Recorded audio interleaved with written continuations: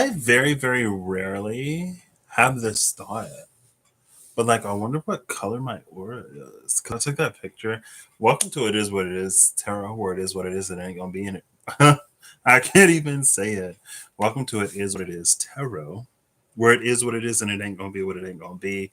And tonight, 720p webcam, laptop webcam, and bad lighting is the vibe. I'm like, I know it looks pretty bad, but I'm really feeling it. Oh crap.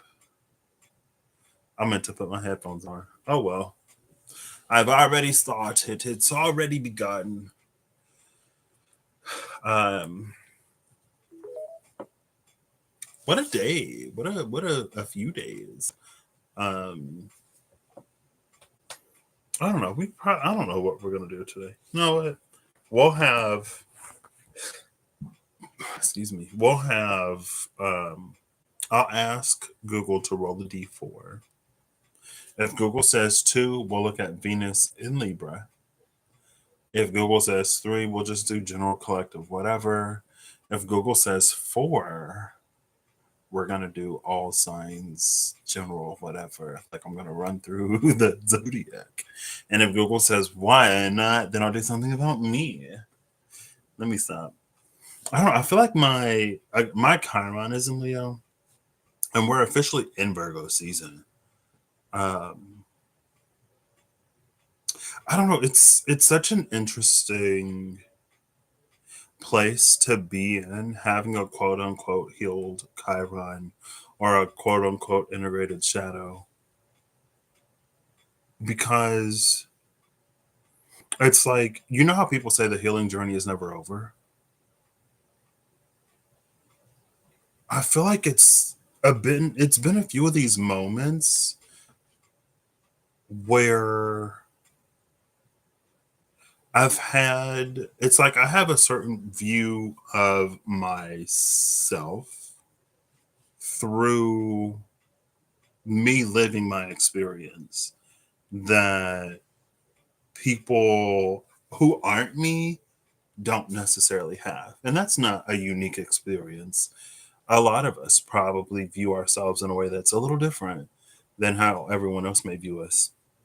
But because we live our lives from the center of it. And I don't know, it's been such a strangely affirming roughly 24 hours. Um, well, mostly yesterday into today, in a way that I don't know. Like, I've gotten to the point where I cannot allow for me being in my own head or thinking of something in a certain type of way to stop me from doing something. And that's like the quote unquote whole Chiron integrated shadow. Because there's a path I'm pursuing. And I was reminded today, among the many paths that I'm pursuing, that I kind of sort of go in between. And then now I'm kind of sort of in between them a little bit again. Um, but honestly, I feel like now I'm gonna like actually start doing stuff. I don't know if it's because it's Virgo season, um, but actively almost sort of like put leads out there and then make a choice or decision from that. Almost like a 7 of Pentacles, 7 of Cups combined energy. And then from there, it'll be like a 8 of Cups, 3 of Wands, whatever, right? Where I like move on and I'll make a choice or decision, which may require me to walk away from some things. And I feel like within my own journey, that's something that I've struggled with as a person. As a person is weird. Um, it's something that, I mean, it could be rooted in something, but it feels more like a part of my person than like something I need to like necessarily like heal or whatever. where it's just like, if I am like, if I'm applying for something or if I'm expressing any kind of interest in something, it's because I want it. Like, I'm not the type of person that necessarily enjoys wasting my time by just like applying for anything and everything. And not just like anything and everything, but like things that I don't think I'm going to want to do. I don't tend to, hey, Holly, how you doing? I hope it's good. I hope the finger is good. I don't tend to like apply for stuff that I don't want, or almost like play the field in a way, because I'm like, if I'm gonna like, if I know that I'm gonna say no, if I know that I'm not gonna want it, what's the point in even like wasting the time and energy? And I think because of that, it's almost like I've limited myself in some ways. And I've also experienced within the past few years getting fulfillment, and beyond the past few years, like getting fulfillment from things that I didn't necessarily think that I wanted. Um, but because of that, again, it's like I would almost have a tendency to put all of my eggs in like one or two or three baskets. Because it's like, well, what's the point? Again, it was like, what's the point of me putting my eggs in a basket when I know that I'm gonna like just take them back out, you know? Just to not have all of my eggs in one or two or three baskets means that I need to. And again, I know that it's whatever, but to me, that's why I'm like, I feel like it was almost like a personal, not like a personal flaw, but just like kind of sort of how I am as a person. Um, and maybe it's the Taurus in me that's like, I ain't got time, energy, or effort to waste. Maybe I can't just blame the Taurus. I'm a nap son with foodie, sleep, moon, ascendant, and Mars. And then my Venus is in like action, let's do stuff. I'm a dreamy Mercury, a daydreamy Mercury. Um, but yeah, anyway, I don't know. Like, I went on a tour of like the main academic building I would be in if I were to pursue. And even within, like, there's the education branch, but within the education branch, there are so many routes. Because I got there, kind of sort of set on one thing, and as I'm touring, I'm like, oh my gosh, I also love this. And then I'm like, there's this other thing that I didn't used to want to do because I had such a narrow view of what it was. But now, with what it is that I'm wanting, it kind of sort of makes the most sense to pursue that, like biomedical engineering. Because at first I was like, "Ooh, I don't want to be like a biomed engineer because I'm not interested in like building prosthetics and stuff like that." But now that I say it, I'm like, "Am I not?" I don't know. I toured a building on campus and it went really well. And I was talking to the guy and he was like, wow, it sounds like you have like the perfect background. And then I was talking to some of my friends about it. And one of my friends, who I meant to reach out to yesterday, because I wasn't overwhelmed, but I understand that there's like quite a bit of stuff that I have to do and not necessarily a lot of time, but not also less necessarily like a super limited amount of time. And she texted me today. She was like, Patrick, comma, how are you doing? And then I sent her like crying emojis. I was like, could you feel my distress? And she was like, distinctly, or what did she say? Yeah, she said distinctly. Because I was going to talk to her yesterday. Uh, but even she was like, the timing of right now is perfect. And that's why I'm in this like sort of semi It's almost like the quote unquote flaw of my Chiron. It's easy to attribute it to my Chiron and Leo because of what Chiron and Leo could be. Um, but it's like my quote unquote flaw of Chiron and Leo. But again, because my Saturn return in the past few years has been what it has been, I've no longer allowed that to like stop me from at least applying or whatever. And yeah, it was time to be externally validated, I guess. Not in a way that I necessarily need it, but in a way that is very much so appreciated. And then today, I ended up in the office of the church with my grandma.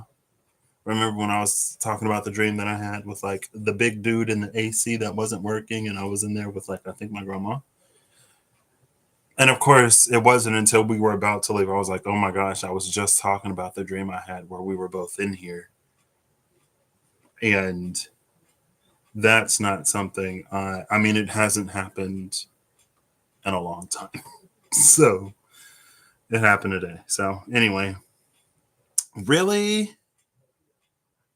Are you serious? Because I had a dream last night. I'm pretty sure it was either last night or the night before.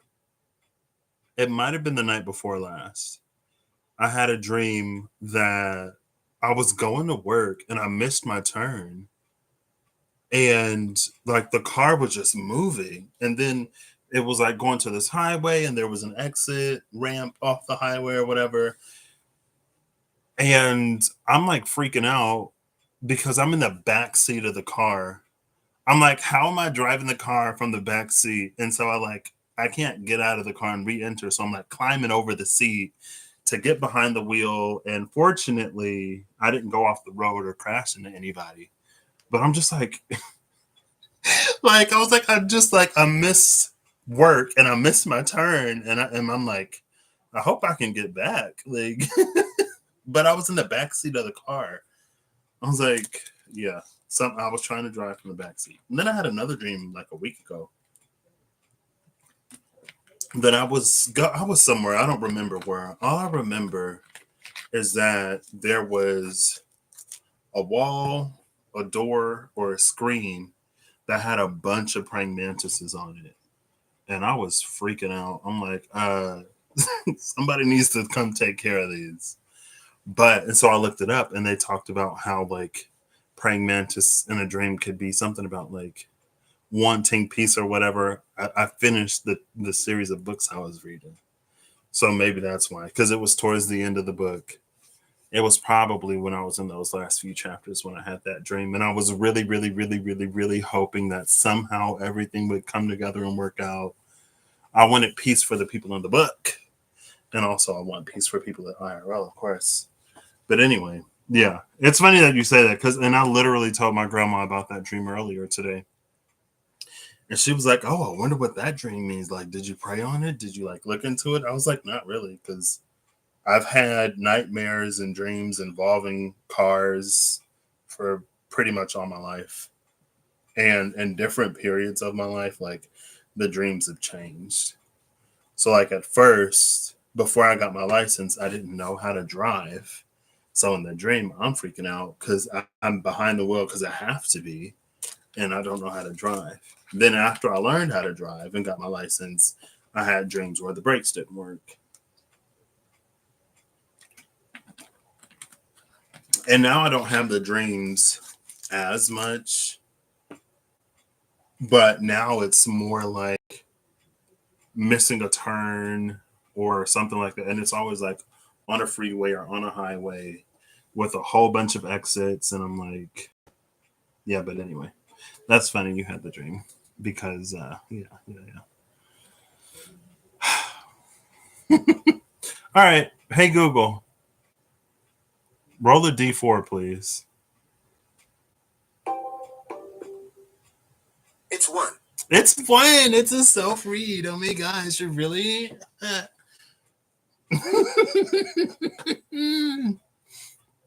So I was gonna pull before and after Neptune, because again, like I said, I went to the church with my grandma today, and I was just like, wow, like I haven't been, like I didn't expect to be here, especially since I just talked about it maybe a week ago, um, or so.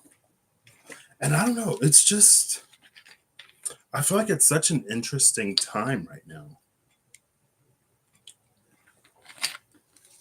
I feel like it's brimming with possibility all over.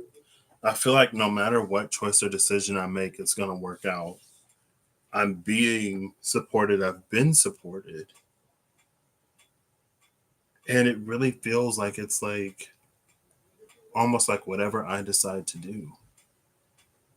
And again, in any way that I might be psyching myself out or maybe not feeling the most like confident or whatever, or like I might feel some type of way about my particular journey, like through academia and stuff like that. But again, there are things that it makes me perfect for. Excuse me. So I guess we're gonna do that. Well, we'll see. We'll flip a coin. If Google says heads, I'll do that. If Google says tails, then I'll do a whatever, but about me. And then maybe it'll resonate for you. I don't know, or not, or maybe like you'll just sort of maybe like because I remember. Oh yeah, I was going to talk about that too. I've had a lot of thoughts, and I haven't been live as much, so I've just been sitting with the thoughts. um, because I know like what's that like 4 years ago now, 3 4 years ago. It was really important to me to almost like document my phase of the journey or what I was going through then. And just because the season in my life is changing, it doesn't necessarily mean that I can't necessarily do the same here. Almost like leaving the story incomplete if I were to just whatever, you know?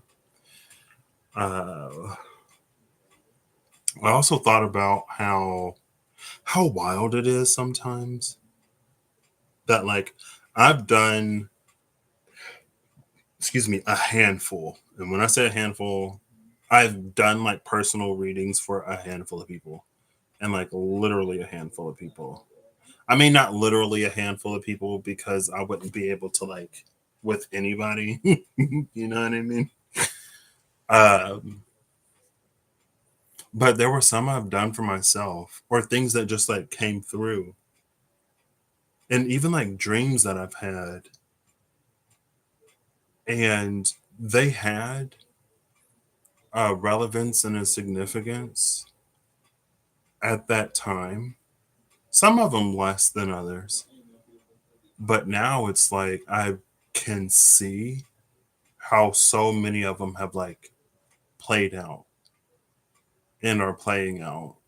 And like who I am, especially in regards to like what's gone on in the world and what's gone on in my life and the stance that I've taken and the way that I've like lived my life and journeyed my journey in like regards to those.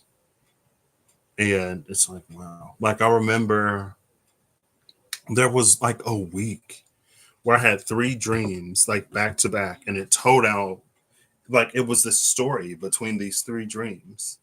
And then like a good year and a half to 2 years later, now maybe even like three, it's like it all like played out. And I'm like, what? And then again, it's like, and some of like the specifics are just like crazy. um, and even like with reads I've done for other people, because there are sometimes when I'm doing a reading or a personal reading where just like how I'm live or how when I go live, I'll see certain cards and it'll like play out in my mind in a certain way, and I'll like sort of like see certain things, or there are certain like pieces of media or something that'll come to mind and bring like a context, and or it'll be like a specific for somebody I didn't even know what she was, like a gemstone girly. I didn't know that, but there was like a gemstone. I don't think it was a ruby, but it was red in the card, and for some reason it was just like holding my attention. It was pulling my attention. And I mentioned, and she's like, "Yeah, I'm a gemstone girly." Like I knew, like when you brought it up, I knew exactly what you were talking about. And for some reason, and something that wasn't necessarily completely related, I got like a thought, and I communicated it to her. And when I told her, she was like, "Oh yeah, it's like this." And sometimes I can tell when it's like sometimes I can tell with what someone is saying, or like low hanging fruit, and like the energy or the vibration or like the vibe of the thing that's coming to me. Like I can tell when they're not necessarily the same. And so, but I'm not also necessarily always, especially like if it's a personal sort of situation, I'm not always necessarily going to like argue with somebody. I might be like, well, I'm seeing it more like this. And they'd be like, oh, yeah. And they just like keep going on that path. But I'll like hold on to the thing. And then, if, like, of course, lo and behold, as things play out, not every single time, not 100% of the time, but sometimes when that feeling is strong enough, and I'm like, it feels more like this. I can see why you're saying this, and it's for you. So take it as a resonance for you. That's what's most important. But it played out, or it'll play out how I sort of like feel it. I'm just like, wow, I don't, I guess more than anything, I feel like kind of sort of this year, more so kind of here lately, how like over the past few years, how things are sort of like playing out now or culminating now, or how I'm just now seeing it. And so maybe that plays into the whole, like, if the divine is telling you something, or if your faith and intuition is telling you something that the world is not yet validating, it doesn't mean abandon it because the world isn't matching up with the vision that you receive. Because it don't mean that things ain't gonna necessarily play out. So maybe it's just more of that. I don't know. Anyway, hey Google, flip a coin, please.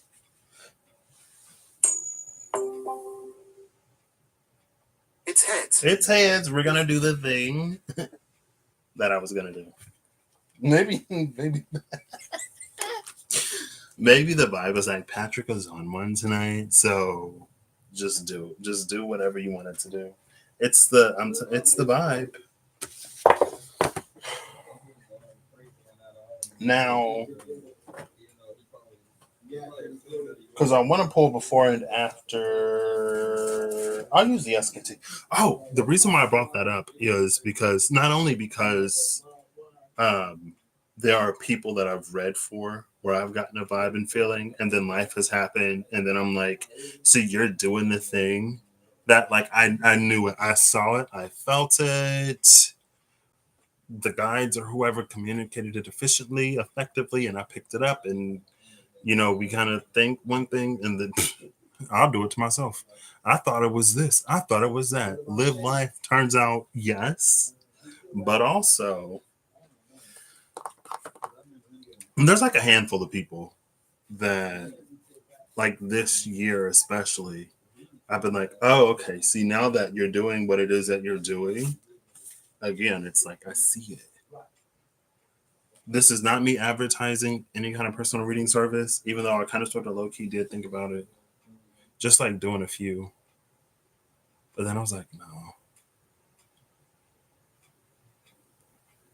no, no. It's just, I don't know. Is this video going to stay up? Probably. I never said. Hold up. I'm going to send a voice note. To my journey buddy. Hey, oh, hey. So you remember the other day when we were catching up and we were talking for like an hour or something, and then you were like, "By the way, I'm an hour and a half into watching that video that you said you were gonna delete. Don't delete it." I didn't even comment on because I thought about it, but I didn't want to interrupt the flow of the conversation. I was like, "Wow." Yeah. Anyway, she told me she was like watching it, and we were like, we had talked, we had done all kinds of stuff. Oh, this year, it's been such an interesting year of like culminations, but not culminations in a way that is final. More so like culminations that maybe more like completions and new beginnings than like because culminations does have have a certain finality to it. I promise, if Mercury retrograde doesn't get me, the post shadow will. And I feel like the pre shadow may be a little whatever, but the post shadow for me, that's what like that's when things get wonky. I forgot I had teas. This video isn't sponsored by Lipton or any other anybody. Well, you know what? Let's pull a card.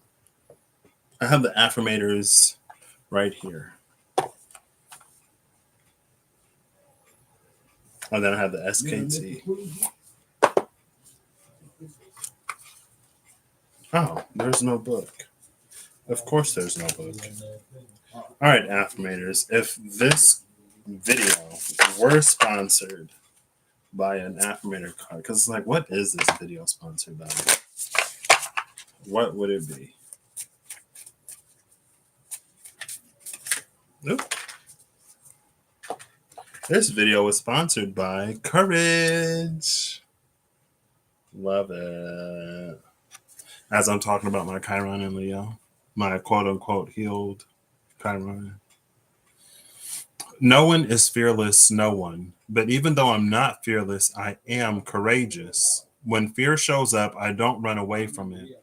I use my courage to conquer it. My courage allows me to walk right up to that fear and kick it in the nuts, then quickly hide behind someone bigger until it goes away. Oh my gosh, what the card literally said when I was saying it. Is it going to be, maybe it's just because I'm feeling whatever. I'm just like, and the universe is like lapping it up. It's like, whatever you want to do right now, sweetie, whatever you want to do is what we're going to do. Yeah, that's what you're feeling. Okay, let's do it. Or maybe it's like, honestly, you talk about what you're going to talk about regardless of if otherwise was brought out. So just talk about what you're going to talk about. Either way it works, I'll take it. So I'm going to look before and after Neptune. I'm going to get the corresponding numbers, Neptune and the alchemy. I'm going to get the corresponding numbers and the archetypes. And then after that, I said I was going to use an SKT. Oh, that's another thing. When I looked at the SKT, I remembered, and then I talked more about the whatever, and then I forgot. When I first got the SKT, there was a thing. One second.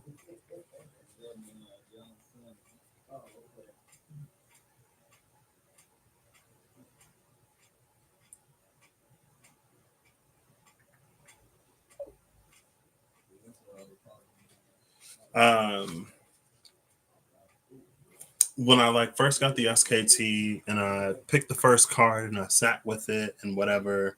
This was back in the year of 2019. I'm pretty sure it was over the summer. Pretty sure it arrived over the summer because I was in First Street.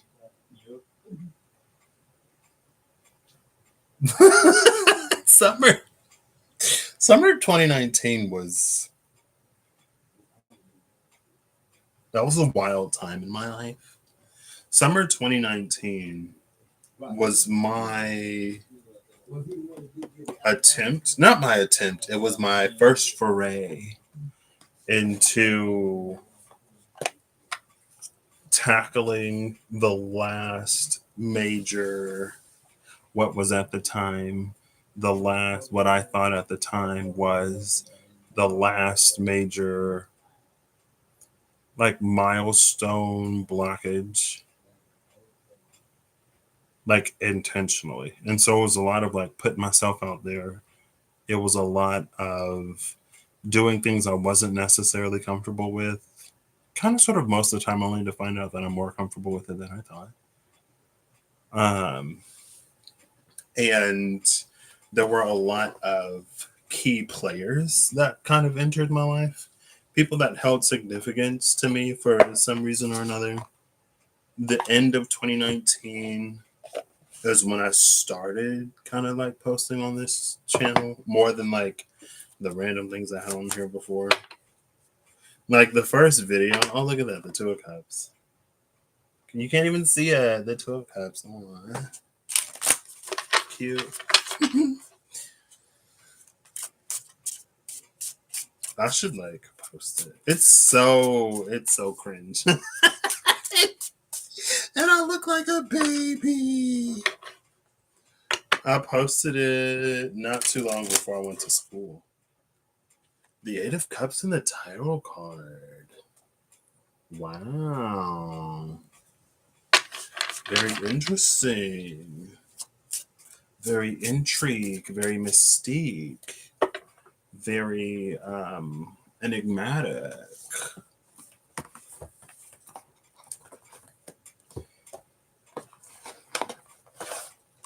I love the demure trend. I don't know. I really do. There are worse things to trend, right? So anyway, that's what I'm going to do. And it's interesting that I'm considering going back to school too, or that I'm taking that path. Because the first time I wasn't able to really, there was a lot going on in life. It was like adjusting to campus, also with my eyes. It was like every year my vision got worse until the end where it was like every few months. And trying to like cope with that while not trying to think about it, making things harder for myself. And to the point where I like literally had to use resources. It's like basically, Two of Cups was at the cut again. Two of Cups and the Six of Cups. Okay. What was I saying? Everything eventually got bad enough where maybe this is a part of my journey, and because it's a part of my journey, and it's a part of my journey because I am who I am and how I am, that I kind of sort of like, I don't necessarily think that it has to be everyone's journey, but I think sometimes we can get in general a little not turned off by difficulty or challenge, but like as long as it took me to get my degree and for as much as I went through, it never felt like I should quit. It never felt like quitting was the right thing to do. Like my discernment, intuition, and everything in me would tell me to like keep going, even though I would have days long, weeks long, sometimes months long depressive spells and just was like going through it, but it never felt like it was for me to stop or for me to quit. I mean, by the end of it, I ended up graduating and getting my degree. So did it work out? Yes. But also by the end of it, I got to the point where I couldn't avoid the things anymore. I had to face it head on, which led me to using my resources. And again, it was those very resources that by the time it came, informed me that I had cataracts. And I was like, that's why I went from being, it was literally over the summer. I finished the spring semester being able to see like blackboards and projectors and the whiteboard. Like literally the beginning of the summer, we did some like trainings and I could read it. And by the end of the summer, and by the time classes started in August, so like in May, I could still see it. By the time August rolls around, I'm like, can't read anything. And again, like when I was trying to ignore it, because I was like, well, if I make adjustments for it, that makes it real. If I adapt for it, that makes it real. If I seek out resources or if I tell someone, that makes it real. And somehow, me being very much so in real life, significantly impacted, made it not real, but trying to remedy what was going on made it too real. Make it make sense. It doesn't. I know. But like that won't be my story now. And I took a few classes a few years ago. I like Orakzat. It is interesting though because this year, again, particular specifically, I don't know if it was maybe because some part of me, some part of the body, some part of the part of me that's connected to the divine and the knowing of things, I would like get off work. Excuse me, and maybe I'd have a new game or there like I was watching a new show. Like there was something I wanted to do. And I would get off work and I would go back to my place. And then I'd be like, oh, like I'm not in school anymore. I don't have homework. So I can just do the thing. Like, and I would get so excited and I would have that realization quite often. That's more, especially more frequently than in the past. Where I was like, oh, like I can go home and play the game. Like I don't have work that I had to take home from work. Work is over. And so the one thing I'm not necessarily looking forward to is homework. But again, I'm a different student now. A lot of people are. Anyway, I still didn't say the thing that I wanted to say, but that's fine. Ooh, who is that? The Archangel of Healing and the Mages. Look at that. That's the king or the archangel behind the queen, the like BTFU, STFU, mind your business call. Angel who salves and purifies is next to divinity in man, powers of the spirit. Cool. Love it. Bottom of the deck, Ace of Pentacles, Bread of Life. Love it.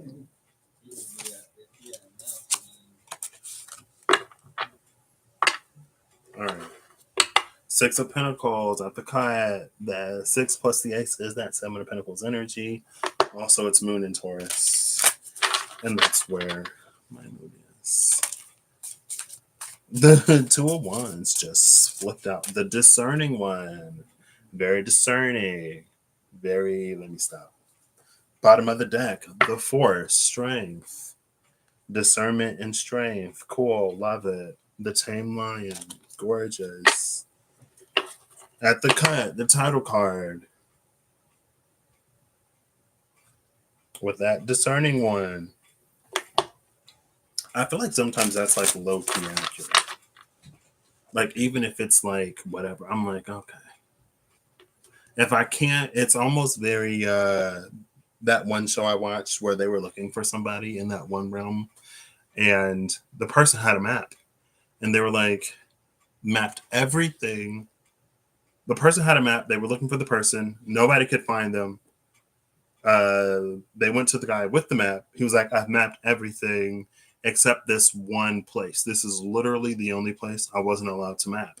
And they were like, oh my gosh, like that sucks. And he was like, well, it's the only thing on the map, or it's the only part of this realm that is not on the map. And so basically they knew where it was because everything else was known. And so it's like sometimes you can kind of sort of discern into those spaces. You can kind of sort of feel, even though like for growth and continuity and human purposes, we're not allowed to know some things. You can like discern around it. You know what I mean? You can kind of sort of play 21 questions. Anyway, I feel like I'm on one today. The Chariot, the Three of Cups, and the Seven of Swords is the bottom of the deck with the Six of Cups under the Seven of Swords. I've been kind of sort of low-key, not obsessed with the Seven of Swords, but it's through the context of like in the Seven of Swords in the traditional tarot, there's someone who's stealing 5 of the 7 swords from like an army. And I've been more interested in like the specific case and scenario where there is no fight, where there is no battle, or where it's not for us to fight. Those cases where the swords aren't needed because there is no fight, there is no war, they're just going to collect dust anyway. Or the case where maybe we would want to use those swords, but we shouldn't. You know how sometimes it's like if you can't say anything nice, then don't say anything at all. Or it's like you're hungry, you're just hangry right now. If you get a meal in you, you'll feel differently. Or if you take a breath, take 5 seconds, calm down a little bit, like you will reach a different conclusion. It was specifically interested in the cases like that because I don't know if there's necessarily another card, and everything is not everything, but sometimes it can be like intuitive anyway. So a specific card doesn't necessarily have to mean something in order for the message to be communicated. But just like how we don't necessarily have a card of that, but we kind of do because the Seven of Swords is there. And that's why I was interested in the Seven of Swords. I never like built a spread around it or read with the intention of it. It's just something I thought about, or I've been, honestly, I had the thought and it passed a while ago. Never really did anything with it. But the Six of Cups is here. And because the Six of Cups is behind the Seven of Swords, this is not like there's no fight. There's no war to fight with that Six of Cups. Cool.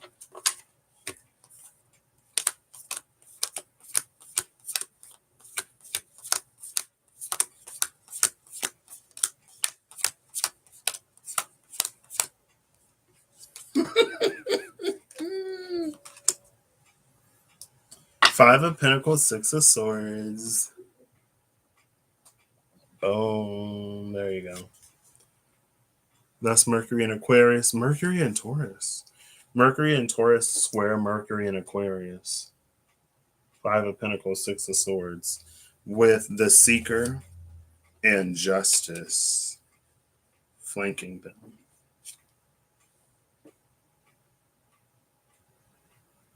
Which is interesting. That's an interesting combination. Seeking Justice. King of Wands, Knight of Cups.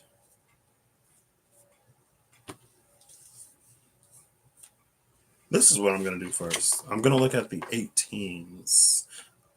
Ooh, 1 second.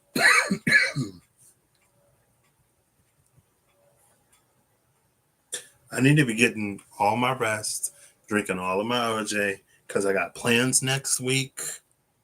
And I do not need to be getting sick. But these like hot few days and my allergies, today was a big allergy day.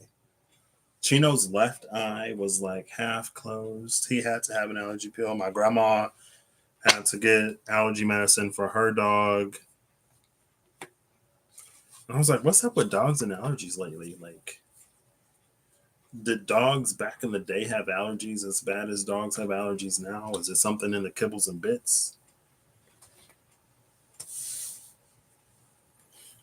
Oh, let me shuffle this a few more times. The thread and the seed. I'm looking for the 18s. These are 3 majors, by the way.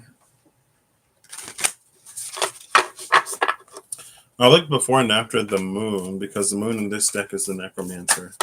And when I first got the deck, the vision, LOL, number 55.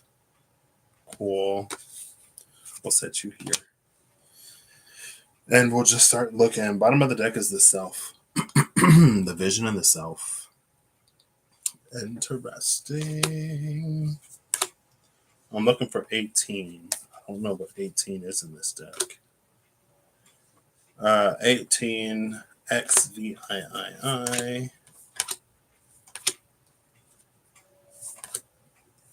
I'm looking before and after the 18s because when I first got this deck, the Moon Necromancer came out. And it was like, again, this was like summer 2019, before everything that's occurred in the past 5 years. It's kind of wild to think that, like, somehow it seems like it's been less than 5 years, but also longer. Oh my gosh. But the Necromancer came out. Here it is. 18 is the Siren. I knew I had seen it lately. This is how it goes down. Ooh. With Kairos, Mythic Time, and the Judge. Outside this window. Am I going to take them? Sure. Oop, I see the one. The Orphan, the Maiden, the Forest, the one.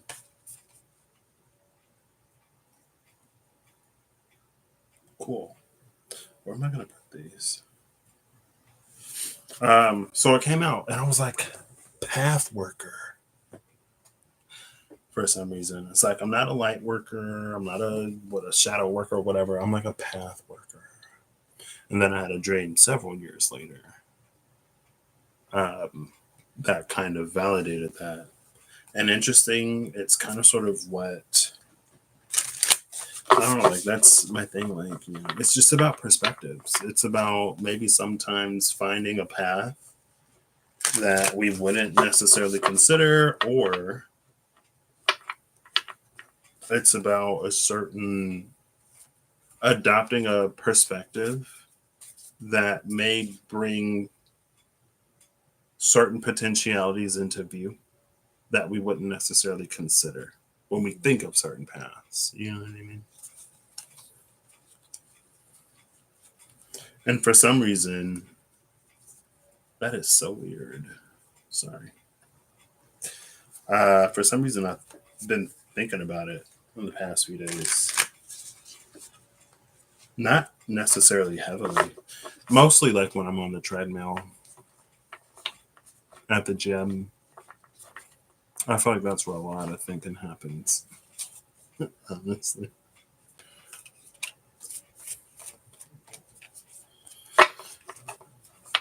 But also, there are other thoughts.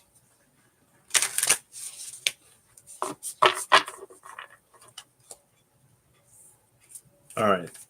Looking for 18 in the archetypes. Bottom of the deck is the Golden Rose, Rosa Aureum, 58. Also, when I was pulling cards the last time I was pulling cards, there was the thing about the vow and this card, Sublimation, and how it was like forming this dove. And then one of the final cards from the archetypes was, or maybe it was, I think it was actually the Ace of Cups in the deck I was using, like flying into the cup. Yeah, because it was the Ace of Cups as the final card, and the Nine of Cups was at the bottom of the deck. The dove was like flying into the cup together until the video was over. I was like, oh, the dove like has been sort of forming and like going somewhere. Now it's like landing. And then I was like, it's probably one of those things that, like, if it resonated or somebody caught it in the imagery, regardless of if I say it or mention it or not, doesn't mean that somebody else didn't like notice. But I was like, oh my gosh, I didn't catch that. You know. Now I don't know how long we're gonna be looking here because what is it? XVIII.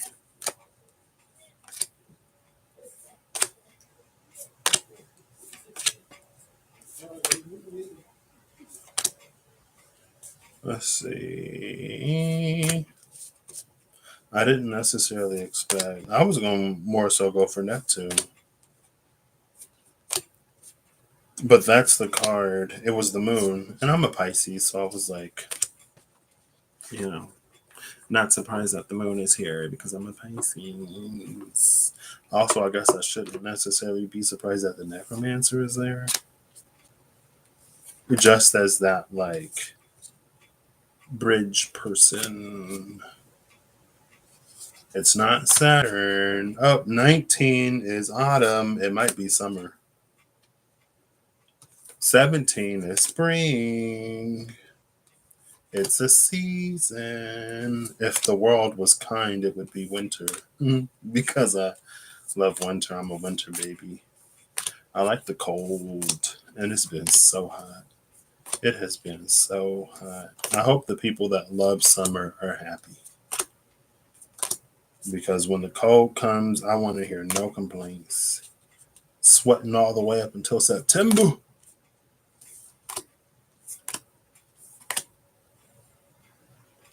$23 is copper.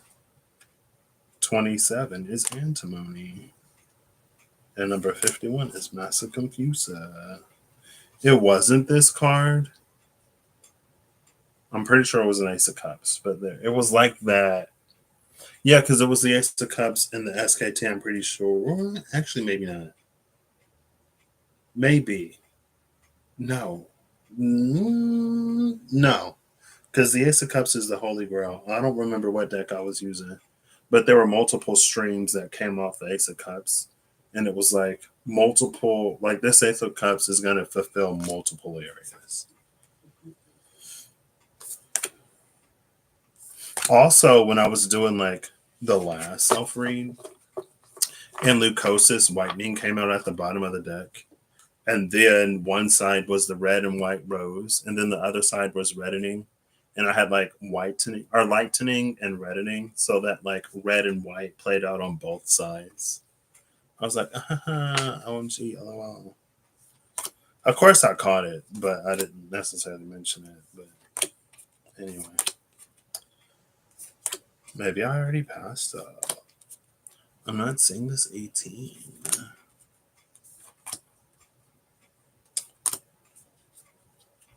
It was leucosis. There's anthosis. Is this going to be at the top of the deck?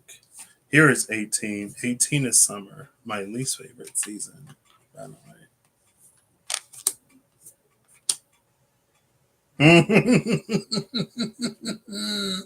LOL. The card after, so it's gold, summer, and Neptune. The card after 18 is Neptune, which is the card that I was going to go looking for, remember? So how ironic that it's just like here with Virgin's Milk and the New Pearl outside of that. Number 40 and 44. 40, 44. Look at it. Cool. Interesting. And then Sap of the Moon plant is behind Virgin's Milk. See how the drop is falling onto the flower, and then we have this. I don't know, fingers and cool anyway.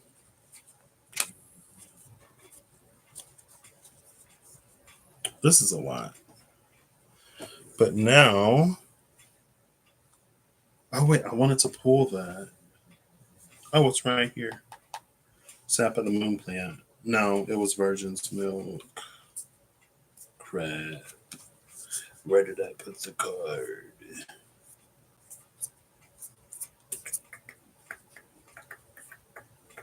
There it is. Nope, there it is not. Oh, it's right here. I put it on the table. Because I can still do this. So before is 18, which is already on the table. Because that's the number I'm looking for. After is 40. So now I just have to pull before and after 40. So I got to look back through here. XL. I am several X's L.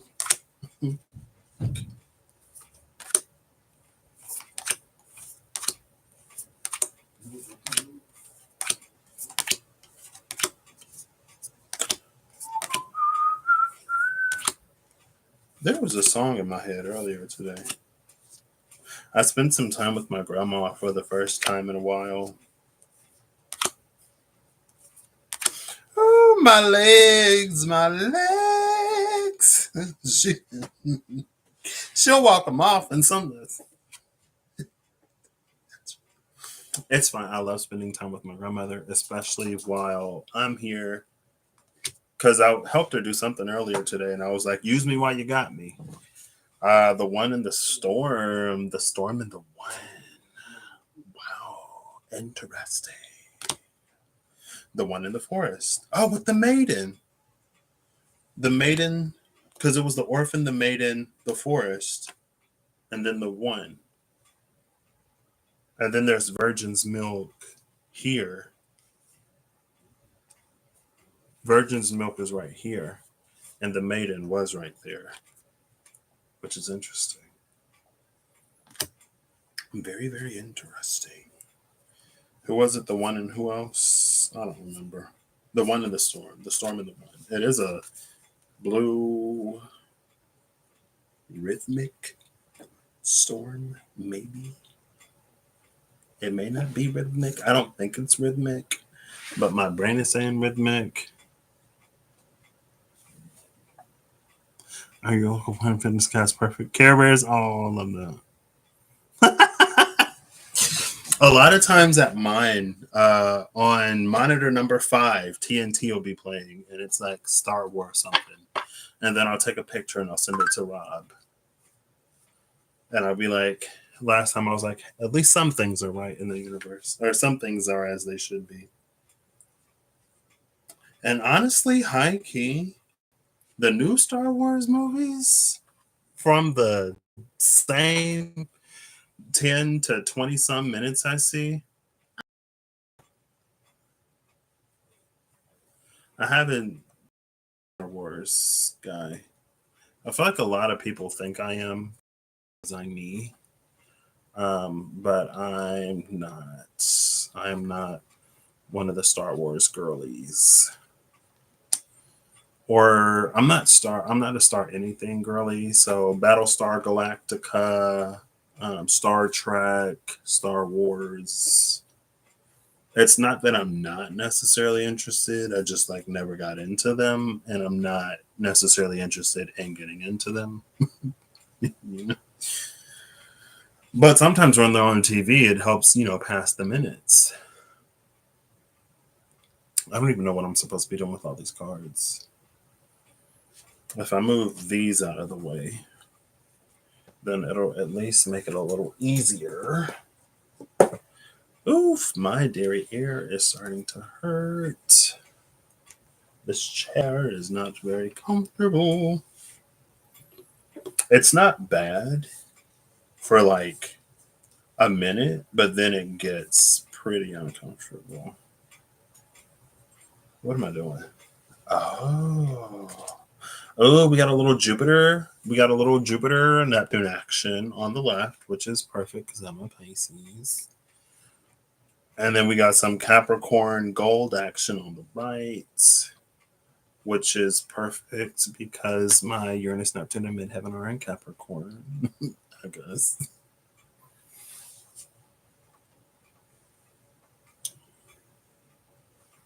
I'm like, 38. Interesting. So the dead end is 40.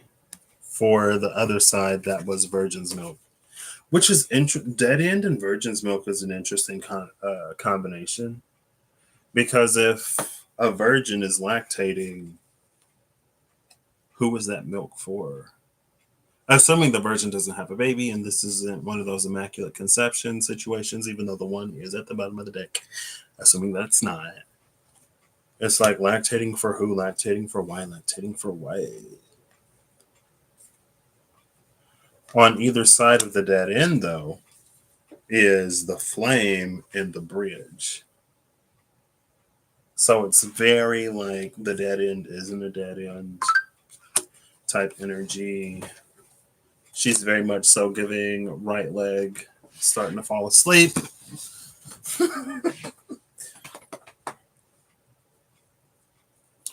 So I looked for, again, the 18 because it was like the path worker energy. Or that's how I interpreted it at first. And then, again, like, because at that point, I wasn't really using my channel. At that point, who was that? Let's see. I have the app right here. Well, no, I don't need to get into it. I can look at, oof.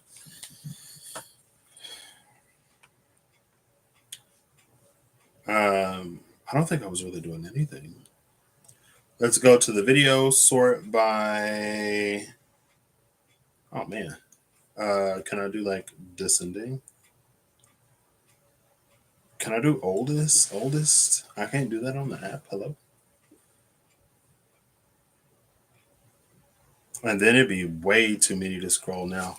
I wasn't really using the channel until I started using it later in the year. Actually, what was the timeline of 2019? I ordered the Wide Unknown Tarot and Animal Spirits at the end of 2018. I had my darkest night in 2018. I ordered the cards. For me, and again, it was one of those things that, like, I've pretty much always had an open connection conversation with the divine. Sometimes Patrick is Patrick and I don't listen, but Patrick is Patrick. Patrick doesn't fully necessarily listen to anybody until he learns to listen, you know? But so that's why, like, for me, it's like the conversation doesn't ever necessarily stop. So that's why I personally don't like go into anything like when I start recording, because it's like it's this ongoing conversation. It's like being in a room with someone, but you're doing two completely different things, like body doubling. That's the word, right? Doing two completely different things, but every now and then you're like, hey, look at this, or hey, like, come whatever, you know. But like there's not a beginning or an end of the conversation when you're sort of like cohabitating, you know. So I'm just like, I'm doing this now. Like, come on, like we're doing this, you know. This when I sit down, it's like, hey, come over here, look at this. But when it's over, again, like it doesn't necessarily stop. Actually, yeah, it doesn't for a lot of times, because sometimes it's like I end the live and then it's immediately like maybe it'll be something that resonated for me in a certain type of way personally, or it'll be like all of this other stuff that I didn't necessarily notice when I was in it that was like just in the background, and then it's like boom, boom, boom, boom, boom, boom, boom. Or it's me getting on the video game. We're doing something. It depends. It's different on the day. But yeah, that's why I never like formally do anything, because I'm sort of like always here. But I'm a Pisces, so, and my Mercury is in Pisces in my 12th house, and my 12th house is huge. So, and my North Node is in my 8th house. So, you know. Anyway, why did I bring that up? Your guess is as good as mine. Wait, I have a point. The 18th. Oh, I had a reason to bring. I feel like I'm just like extra early tonight. Dad one, tell me for yeah. That's what I don't know. I've never again like there have been times in my life where I haven't like listened or where I may have created space because of where I was and what I was going through. And for a little bit, it was hard for me to reconcile like the God Jesus that I would hear about in church, the God Jesus that I would see of like Christianity, quote unquote, and then the divine that I knew. It was like something somewhere is a disconnect. And I was like, if the divine that I know is what I see of Christianity, I don't know if I'm into it, honestly. And then that's when it's like, you got to separate God from a Christian, just like you would have to separate the divine from anyone who is a believer, because we as humans are inherently flawed and at the very least not perfect. And we each have our own individual paths and journeys. So the divine caters to us in the way, personally, individually, in the ways that it needs to. And so it's going to look different for different people, you know? That's why I brought it up. Because when I ordered my deck, before I ordered it, something in me was like, you can get these cards, but that's it. For me, for Patrick in particular, no candles, no crystals, no rituals, no stuff like that. I have some crystals. Most of them gifted to me. Some of them I kind of got. None of them I really use. All of them in storage somewhere, honestly. But it was like no candles, no rituals, none of that other stuff. If you're going to get the cards, just get the cards. For me, and it's something that I've honored. And then through circumstance, I've discovered it's because like I'm a very visual, imaginal, quote unquote intimate, energetic, vibrational, but vibrational and like the vibe kind of person. Like for me, if someone's like, use this crystal because it's really good at anchoring this like frequency or vibration or whatever. I'm like, okay, well, if everything is energy, if everything is vibration, why do I need a crystal to get to the energy? I'm just going to feel for the energy and hold the energy, you know? Like I'm very much like that kind of person. And even in, so like early 2019, when I was doing all this stuff in my room, like there were things that for me, like everything is internal. And I guess it was interesting how there were these different internal things. I feel like I almost choked on my tongue there. Things. How those things like evolved. How everything sort of played out within that first, from like January to like March of 2019 was the bulk of my like getting myself geared to tackle, handle, face, address everything, and to set up everything that I needed within me to be of use later. Now, that place of peace within me that I ended up finding / constructing, again, it evolved over the course of that year.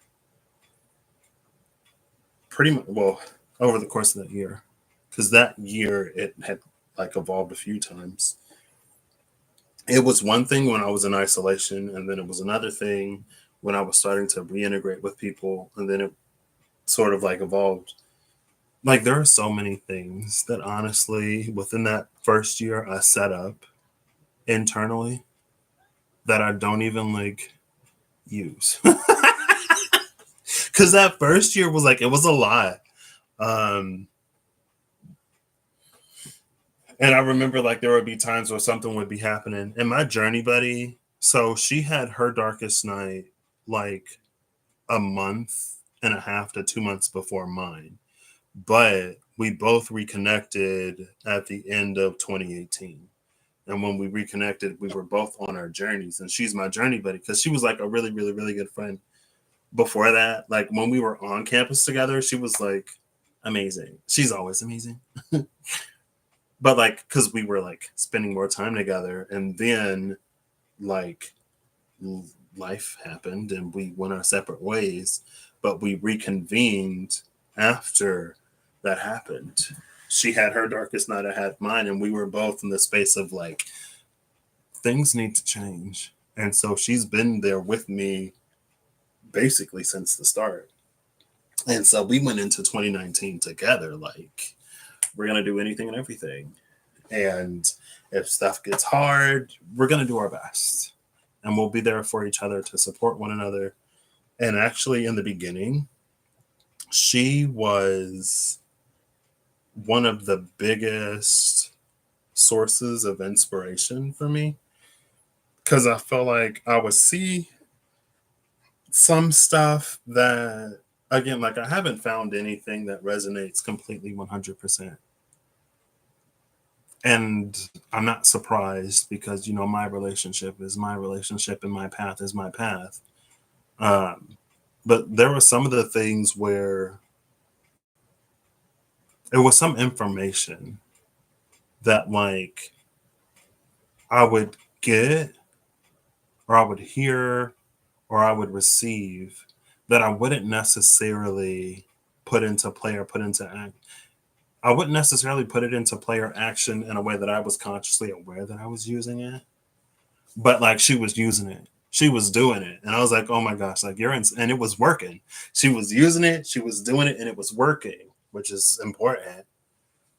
Because for the first little bit, I was like, you are my like what I need to keep going right now because I had a lot of stuff within me to handle, face, address, untangle, and like doing all of that at the same time as like taking classes and adjusting to my vision and everything. Like it was a lot, but then, you know, I got into the habit of like, you know, I was like, oh, she's getting results in the gym.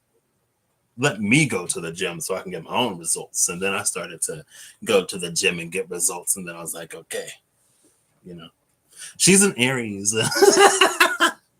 I needed her to be that. I needed her to be herself. You know, she was the cardinal of the two of us.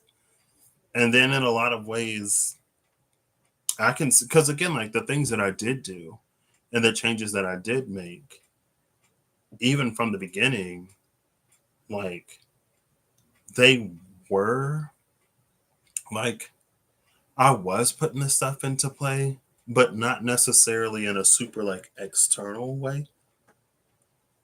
Now my throat is so dry. Excuse me. It was like very internal, but I needed to. It's like a physical. It's not physical rehab. Is it physical rehab? I needed to rehabilitate my body before I like went outside and got active and did stuff. So, and that rehabilitation was like me, because again, like I said, I've always had that connection, but it was me going deeper into that connection and allowing that connection to really like play out, you know? Anyway, long. Well, the story could be longer, but I'll cut it here. And again, the reason why I brought it up is because for me, it was like, you can get the cards, but that's it. And I was like, okay. And it's been interesting, especially within the past. I would say more so last year was oh wow. Well, okay. In a few ways, like my spiritual boundaries were tested. Some of them like immediately recognizable. Some of them like, oh yeah, that's what that was. Um, where it was like, again, it was just like, there are some things that I'm like sensitive to, maybe, or just like generally semi aware of because of Patrick being Patrick, you know? Patrick is the type of person, it's very like jack of many trades. Where it's like I've read an article one time. I'm not ADHD. I tried to get diagnosed. I know it may seem like it. I legitimately did go in for a diagnosis, and I was convinced. And my mom was like, "You're not ADHD," and I was like, "Yeah, but of course you would say that." And my grandma was like, "You're not ADHD," and so I got tested. Turns out I was just depressed. Um, so I got that diagnosis in 2017, summer of 2017. Did medication for a little bit, did group therapy, loved. I had like this 6 months where life was just great. And when life was good, that's when I was in group therapy. But in the next semester, our schedules didn't line up. Um, my first therapist was really, really, really amazing. Like the thing that I don't like about having a good therapist is that they're not necessarily your friend, even if you feel like they are, even if you want them to be, they're doing a job, you know? It's their job to be whatever. But he was my first therapist was really good.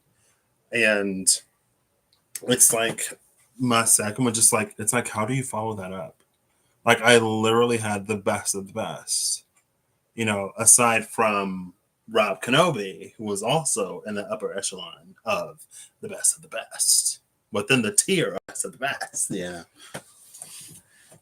But the second one didn't really work out. Life took on an essence, a turn that was much more like what life typically, again, it was just like 6 months of life not being perfect, but being very, very, very manageable. Everything was so manageable. And I did really well academically. I did well enough to apply to be an RA and to get it. And maybe that's why everything was as smooth as it was. Maybe I was just supposed to be an RA to impact the few people I did, the more I may have, to make the connections that I've made that have still lasted, to be who I needed to be, where I needed to be for who I needed to be there for. And that was it. And in order to make sure I was RA, the universe just colluded in a way to make it a very easy, very manageable semester. But as soon as that semester was over, I was like, why didn't I have, why did I have all of these resources when I didn't need them? But when I needed them, it was, oh, yeah, that therapist, he was a student and he got his hours. So he graduated or he moved on. Yeah, we all miss him too. He was amazing.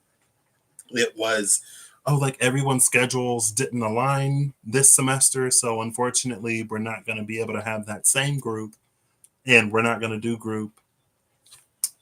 And it was all of this other stuff, which eventually ended up forcing me to really like, one second, I gotta get something to drink. My throat is like closing up. It is so dry because I'm talking so much. And I gotta go to the bathroom. We will return after this short intermission.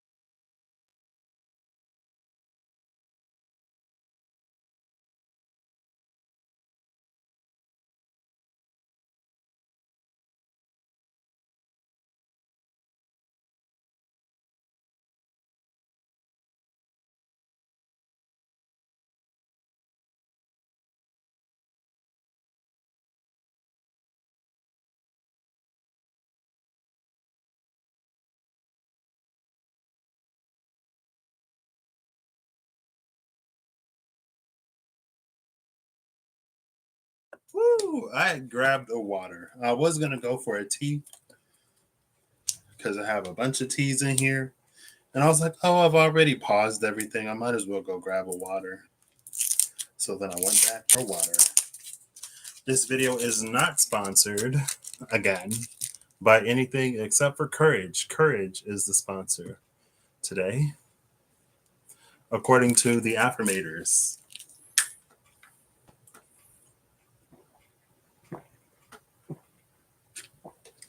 Excuse me. Had to wet my whistle. Oh, well, thank me. Thank me?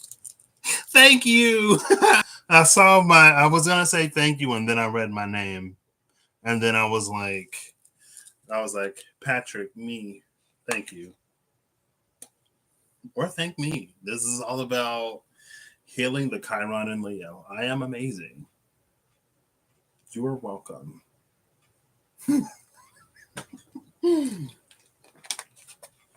If anyone ever is like, why are you so egoic? Why are you so full of yourself? My Chiron is in Leo, and it is my job in this incarnation to be as full of myself as I can be, because that is me in a healed Leo energy.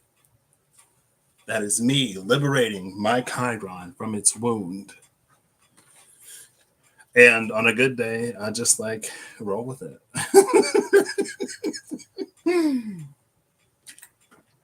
Every now and then I allow myself to just indulge in me. Why not? Everyone else gets to, well, when they do, when I'm not hermiting or doing a Piscean deep dive or just existing, doing whatever. Sometimes I'm a little like out of sight, out of mind. Like those teas that I forgot were down on the floor because I haven't had one in a few days and I haven't seen them. So I forgot they were there. I haven't forgotten Chino. But when we had our first dog, sometimes like if I would go most of the day without seeing her or hearing her, like I would forget that she was there. Because for so long, like we were never going to have a dog until we had one. Also,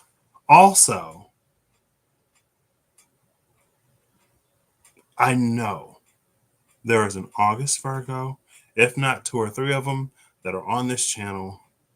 My brain has been mashed potatoes for like all year.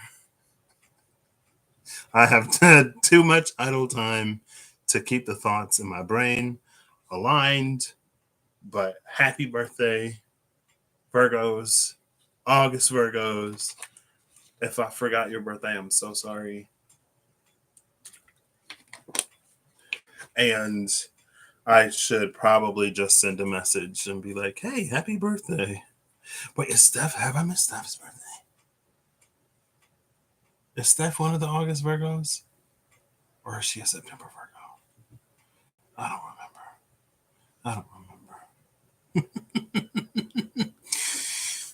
Yeah, who said that? Somebody shared that.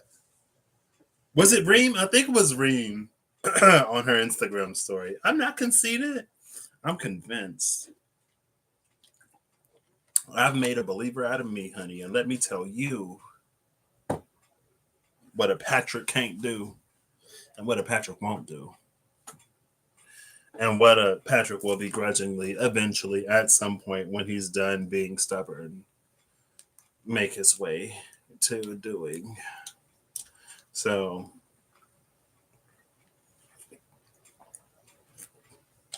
I need to send her a message.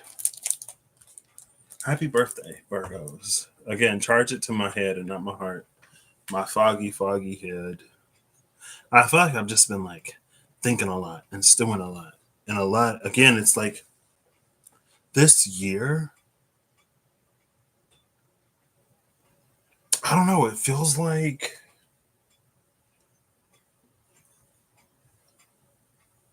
there's just like so much going on, Anyway. Yeah, so there were some things like I even forgot about. I'm like, oh yeah. And I got really good at like finding feelings things, and like vibrations and feelings and stuff. Like for me,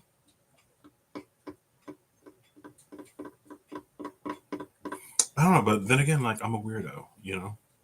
So, and a lot of it like, because I had my binaural beat and I've linked it, I've talked about it several times. But for anyone who hasn't heard it or who doesn't mind hearing it again, so I had my darkest night where I was like literally a few months from graduation. Everything fell apart because I wasn't ready for what came after graduation at that point. And everything fell apart when I got that close to the finish line. Then I had my darkest night and I was like, I cannot keep doing this. And it was interesting because I found a connect to your spirit guides meditation, right? Like things weren't going great. And I was like, you know what? Like,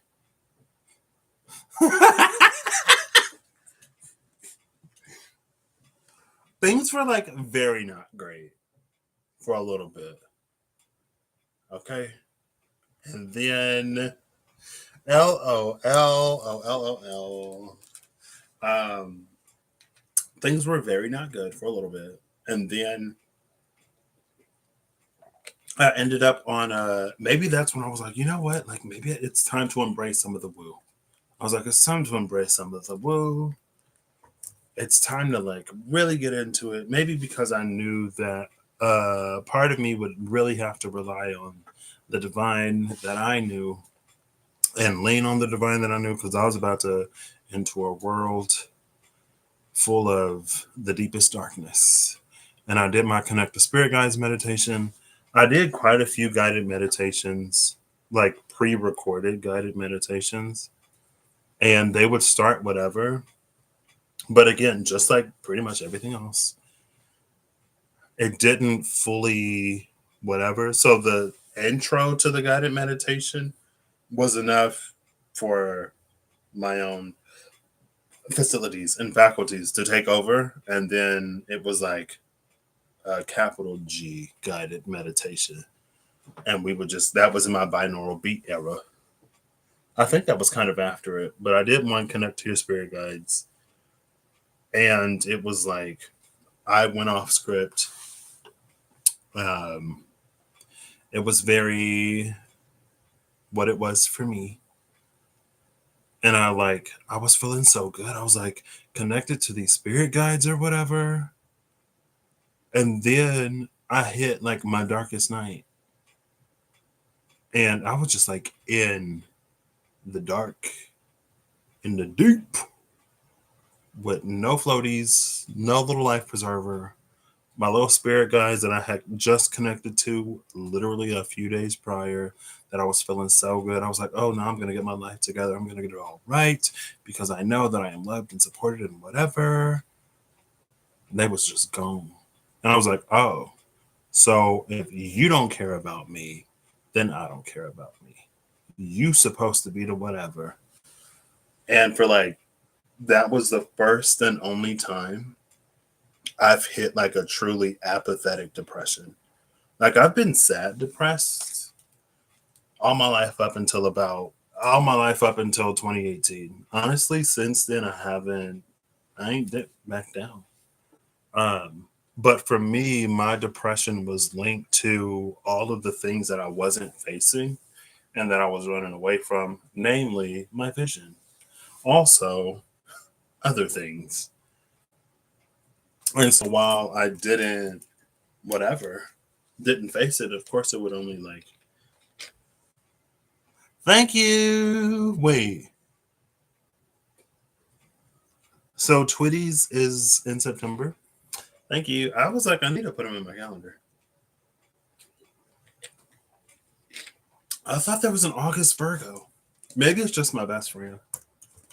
So pretty much my best friend growing up, turns out I know so many people and I love so many people who were born on the same day.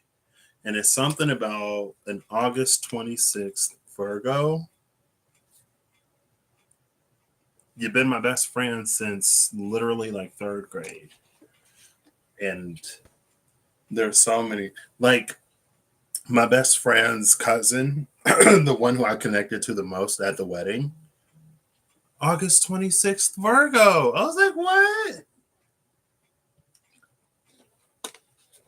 One of my coworkers, August 26th, Virgo. So many August 26th Virgos. A lot of them. But anyway.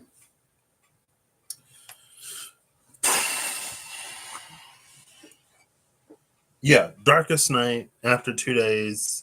That was the first time I had an apathetic depression where I truly, legitimately thought, I felt like if I would have had an ideation thought, there was nothing within me that would have combated it. And I knew when I eventually came out of it a few days later, I knew that if I ever ended up there again, I would not survive it. So that was the anything and everything we got to do, we got to face, no matter how big, no matter how scary, no matter how impossible. I cannot afford to go back there. And then from there, that's when I did, that was the end of October 2018. And so I was doing like the full 2 hour binaural beat. Full 2 hour binaural beat meditation. And like that was the most meditatively rich my journey has been and may ever be. Because I was going through the meditations like nothing. Like 2 hours the whole time off. It was like partly, it was just wild. And I ever since that was from like November into like February, I was meditating more heavily. That's when I went to London for the first time. And it was so wild because I remember again, well, while I was there, anyway, it's fine. I ain't got to give every detail. But while I was there, it was like I was a week into Headspace. I started doing the meditations on Headspace. When I first downloaded Headspace, I was like, 10 minutes is a lot. But after sitting through a 2 hour binaural beat, 10 minutes ain't feel like nothing. So I just added the 10 minutes onto a 2 hour binaural beat. Hour and a half, 2 hours. That one for super consciousness that I link every now and then, every time I talk about it in the description box. I was trying to avoid looking for it again to link it today. But if I find it, I'll link it in the description box.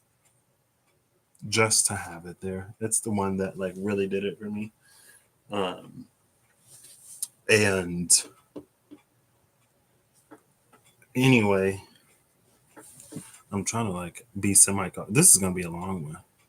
This is gonna be when you could tell at the start of the video it was gonna be a long one. And then when Google said one, should have known it was I got all these cards on the tail I ain't really talked about. It's gonna be a long one. So I was like 10 days like doing the meditations at least. Like the full binaural beat, whatever. And I went to London. And I remember like when I walked into my friend's brother's flat, question mark. I was just, it felt to me because it was so far outside of anything that I had experienced or thought that I would ever experience. It was like walking into a magazine. Like one of those Better Homes or whatever magazines. And I'm just like, complete with sparkly pillows. I did get a sparkly pillowcase because their mom sells them, and we got to visit the store, so I made sure I got. She was like, "This is just like the one that his brother has," and I was like, "Yeah, I know. I really like the sparkly pillowcase." Anyway,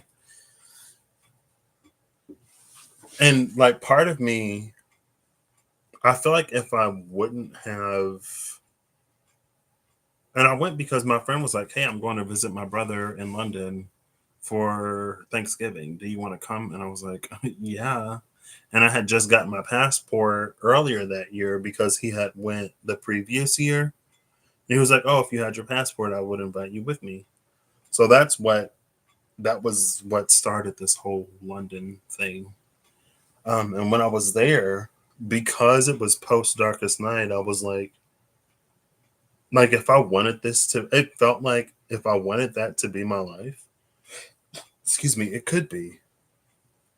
And like I didn't get depressed about. It was like that first few months, like that was probably objectively the most difficult time in my life, objectively. For like everything that was happening in my life, for starving in my apartment, to not being able to afford rent and not taking classes, and like having like being so close to graduation finally and still not making it, like objectively, it was probably one of the most challenging and difficult parts of my life. But because my darkest night happened and then I responded in the way that I did, like people would be like, "Hey Patrick, how's it going?" I'm like, I'm surprisingly not depressed. Like if I look at my life right now, I should be a mess, but I'm not. And of course, hindsight, everything works out. Hi, we're here. Wherever here is, we made it. Where's the Nine of Wands? Um, but that was like, and now like life is what it is now, and I'm still considering. Like, I would love to at least for a few years, like live and work in the UK. Preferably, like London is just that city for me. I don't know what it is about London because I remember when I went a few years ago, back when my friend was working in Darlington, and Darlington was nice, but it wasn't like,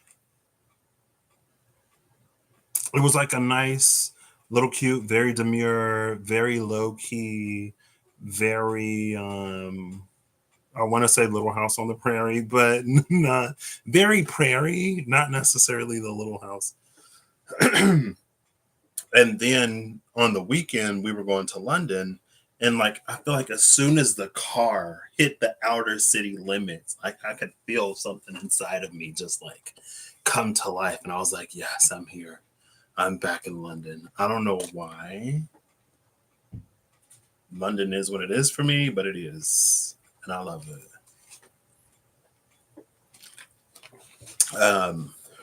And so yeah, I think I'm going back in November. What's today? It is after midnight, so I'll be hopefully confirming and finalizing my plans today. Um, it'll be a pretty significant chunk of November if I don't end up doing like the whole month. I would do the whole month, but uh, I don't know. Sometimes things could be a little whatever, you know? Sometimes if I stay too long, things get a little less cutesy. They get a little not so demure. And I'm trying to stay within that mindful window, trying to be mindful of the amount of time that I spend to keep it cutesy and demure.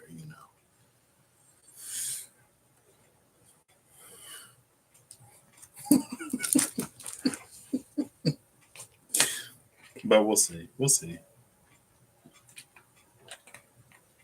I'm sure at this point it would be fine. Especially since the last time, well, what was that, like January, when I was there, January 2023? Yeah, that was January 2023 when I was in a situation much like this one. Just gotten laid off because another plant had closed down. Hold up 1 second.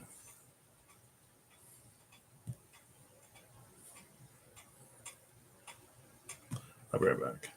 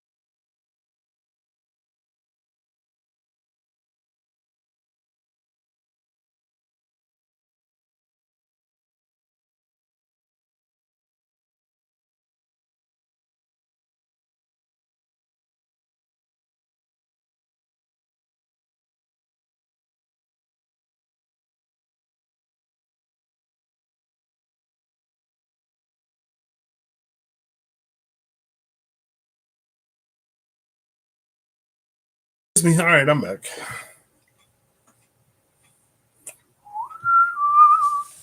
Hello. Oh, okay. All right.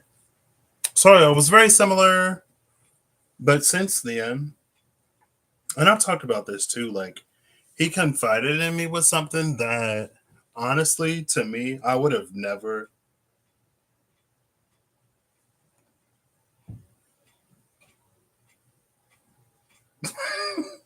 I'm like, I'm trying to, like, when he said it, like, I would have never thought that it was something that bothers him. I think we would be fine. Things have gone much smoother since then. Because again, it's like it was stuff that I would have never thought necessarily bothered him, but it did. It was again, it was one of those situations where like where our shadows play with each other and just wreak havoc. But once there's like communication and understanding and a mutual interest in understanding, then it's like no big deal. And now it's something I can be like more mindful of. And it actually helped me because just like our shadows were playing together to wreak havoc, um, the resolution of that helped sort of highlight and illuminate things to me where it's like that's a way that I just like I don't have to navigate my life anymore, you know? And I don't have to be so like stressed about this or that or allow it to occupy so much of my mental space because honestly at this point like why is it? It was a remnant from a bygone era that didn't belong anymore. And maybe that's what made it like finally reach an almost boiling point for him. Cause like when life necessitated certain things, it was understandable. It was compassion that I didn't even know that I was receiving until life changed, until my circumstances changed. But the way that I sort of like went about certain things didn't. Then it was like, okay, why are you still doing this? Actually, this bothers me.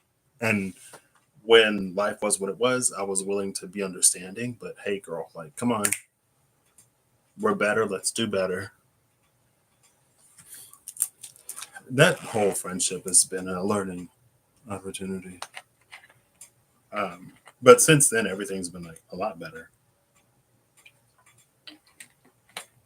a lot smoother, and I don't know. So I could probably get away with it.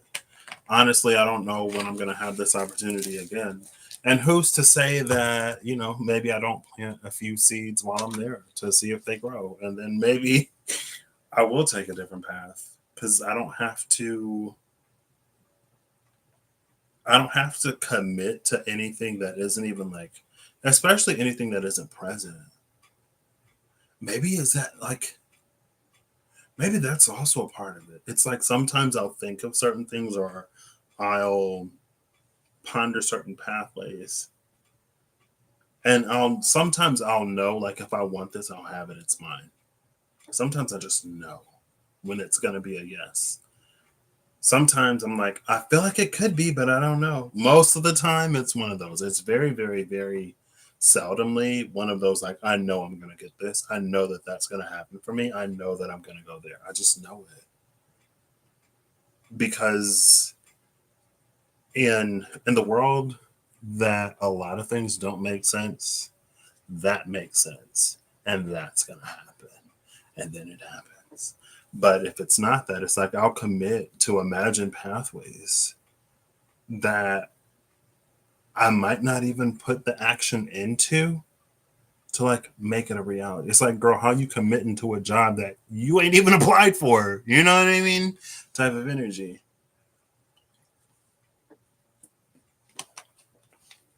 And I didn't want to go. There is a quote unquote easier path, easier way. Um, but I don't, again, like, I don't want to have to compromise in that. It doesn't, not only do I not want to have to compromise in that way, it doesn't feel like I'm in a space where I have to. Like, it really feels like I'm at this point in my life where I can choose something that I really want to do. So if I do go back to school, I can go back to school and do something that I really want to do. Or if I do like look for a job, I can look for a job in an arena that I really want to work and not just like what is convenient.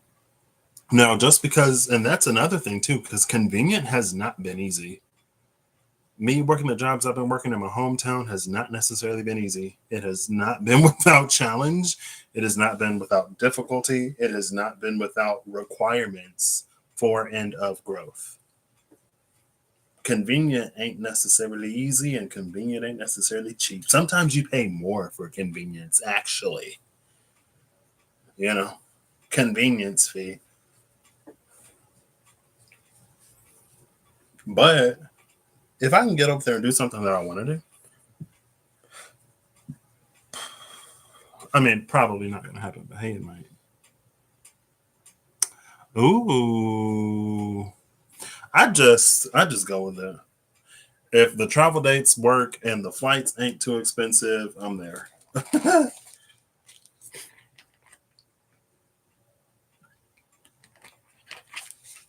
I think he's a double Libra. I say this every time, but I'm pretty sure he's like a Libra moon and rising. Like, he's a new moon baby, and it used to confuse me a lot more because Patrick and the sun is very different than Patrick and the moon. Very different from, like, Patrick and Venus is very different from Patrick and Mars. You know, my Venus is in Aries, my Mars is in Cancer, and my moon is in Taurus, pretty close to Algol. And my sun is in Pisces. So, but him, and I say all that to say, like, with me, it's like you can tell. And that's what I'm like used to. I'm used to, like, if someone's upset, they're not necessarily exactly the same person that they are when they're not upset. But for him, there's no real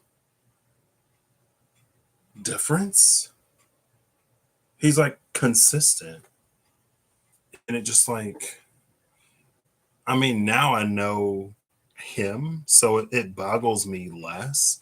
But in the beginning, it used to blow my mind. I'm like, it was just weird to me, you know? I think I don't have a lot of new moon baby friends. Statistically, being a new moon baby probably isn't the most common thing, especially like, I don't know, anyway.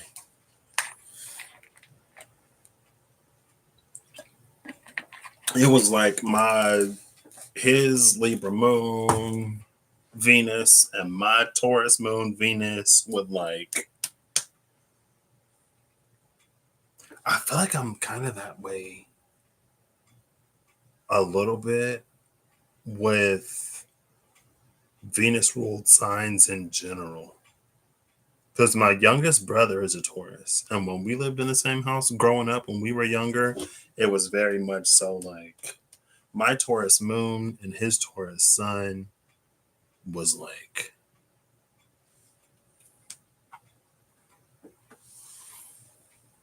and even with Tauruses, it's like if the way that we're fixed doesn't align, we might have problems. And so it's like hit or miss. But anyway. But again, like now, and like it I think I realized it a little bit ago, maybe like a year or 2 years ago. Like I don't live over there, but it was one of those, it was probably when it was like my third or fourth time there. I was at my old job. I was not wanting to go back to work. I was like, I want to just like move over here. And it was one of those like I could. And I was like, wow, like I kind of reached that point. Cause when I first like I had that realization in 2018. I was like, this could be my life if I wanted, but it felt like it would have required more work than I wanted to do. So honestly, at first, I was like, I realized and recognized that this is something that I could have if I wanted it. Like if I worked for it, I would get it. But I don't want it. I don't want it enough to do the work that I think I'll have to do to get it until I ended up like doing the work anyway. Unintentionally. It wasn't unintentional. I just didn't think it would happen. I feel like I was almost tricked. I was almost bamboozled. Cause like, yeah, I realized I really felt like after that first trip, when I came back home, and I was like, yeah, like part of me knows that if I wanted that to be my life, it could be. If I put in the work and I just don't feel like working that hard. And now it's like, well, look what happened, you know?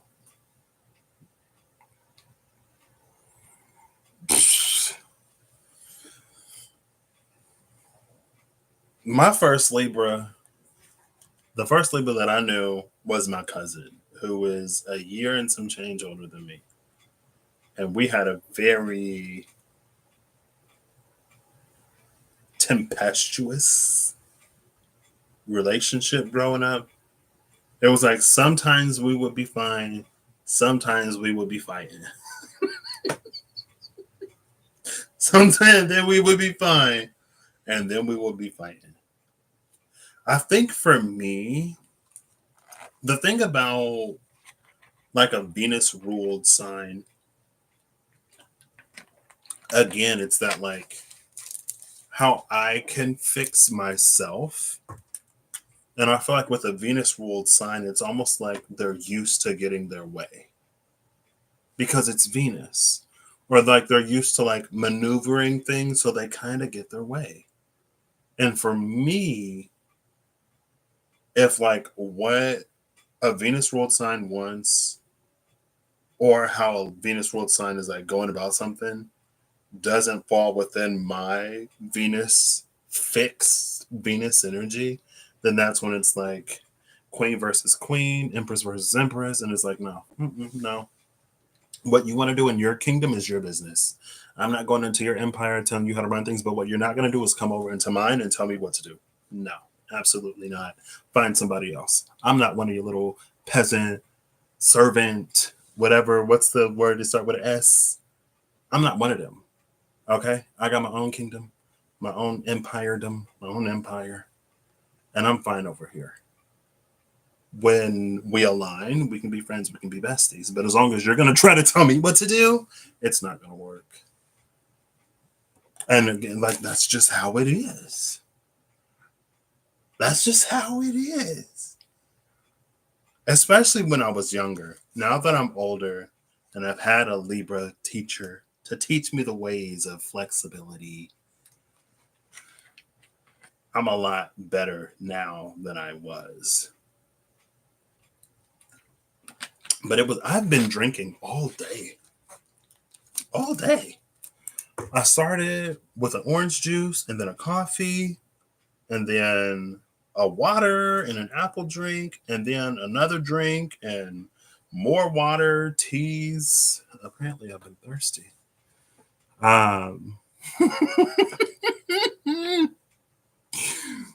But, and I feel like that's why, but ultimately, like, I feel like that's kind of sort of what it is a little bit.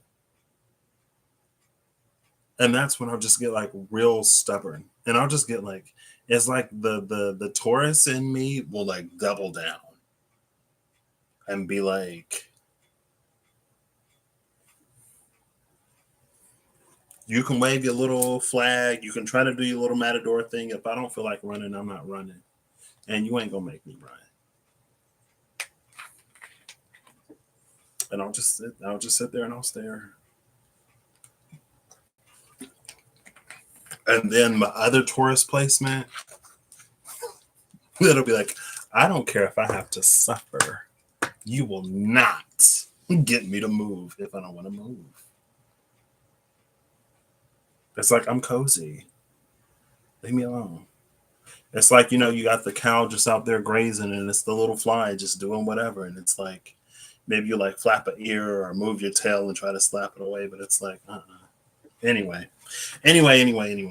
Jokes, lol. Kind of, not really. But again, like, I am a lot more. And that's not like my relationship with, because again, by and large, they mostly align, but it's only when it's like, hey, Taurus, let's get up and do this. Hey, Taurus, let's get up and do that. And I'm also Venus ruled, so you might think that we're not going to do what I want to do, but ultimately we are. And then the stubborn just came out. The stubborn comes out. I can't help it. But I've kind of always been like that. I'm like, you're not going to get me to do something I don't want to do. It is not going to happen. And if you keep pushing, it may not be pretty for you. Because ultimately, at the end of the day, I'm going to be fine. Yeah, it took a while. But again, it wasn't, and I'm so particular about the things that I'm particular about, but I feel like it doesn't necessarily happen too often. But that's just something that I've like kind of picked up about other Venus ruled signs. Even though my sun is in Pisces, But I'm a first house moon. I'm a Taurus moon and rising. A first house moon, I'm as Taurus as I am Pisces. Sometimes more so. Because Pisces is my 12th house ruler. So when I go to sleep and I'm dreaming, I'm a Pisces. When I'm awake and aware, I'm a Taurus. If I'm sleepy, I told the lie. Anyway, I feel like this is all over the place, and that's fine. This is a ramble. So yeah, I feel like that was pretty much everything. From my darkest night to how I got started to, and again, for me, it's always been like, I would start guided meditations, but then my own intuition discernment guides, it would like play out in a different way. And I would just like ignore the guided meditation or turn it off. And yeah, like again, like now that I'm 5 years deep from the 2019 intention, approaching 6 years of the darkest night, October of, well, my darkest night was in October of 2018. I claimed my rebirthday or second birthday as November of 2018 because in November is when I made the decision. I was like, I am going to dedicate myself to doing this because I know that that's what it's going to take for me to not go back. Unfortunately for me, I haven't. So I use that Taurian stubbornness for good. My Taurus rising would come against my Taurus moon, and because my Taurus rising sextiles my Pisces sun, but my Taurus moon sextiles my Pisces Mercury. So it's like the sun rising facing off with the Mercury moon. If I say enough planets and signs, eventually it'll make sense.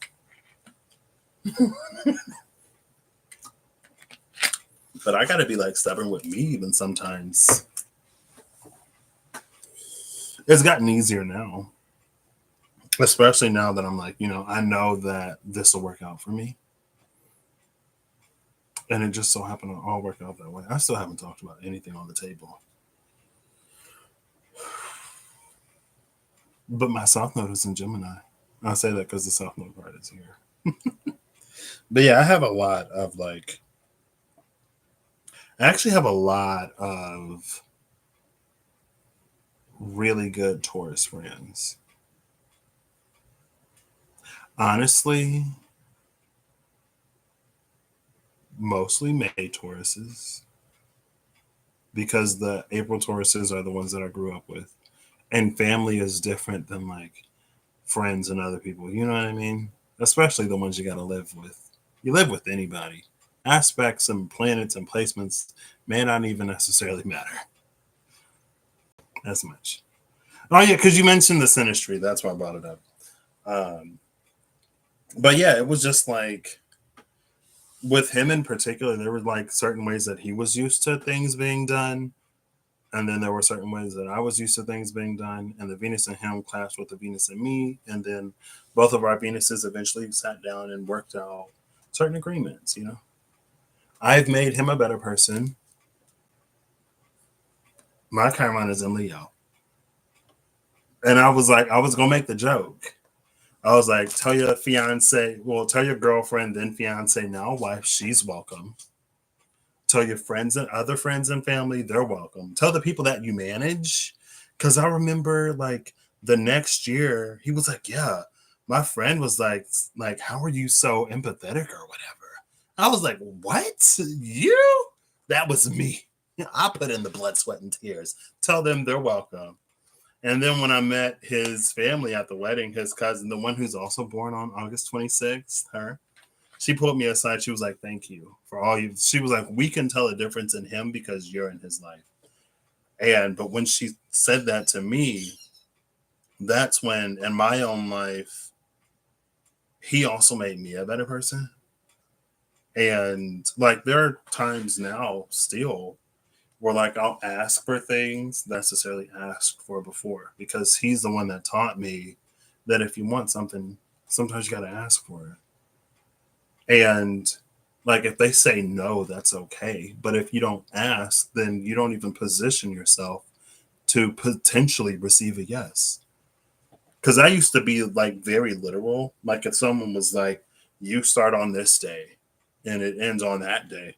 For example, he had an internship he got 1 year, but he wanted to go home over the summer because that was, in the academic year, that was the time he can go home and visit family and stuff. And he was like, yeah, I'm going to ask them if I can start later because, I plan on going home for a little bit. And I was like, you can't do that.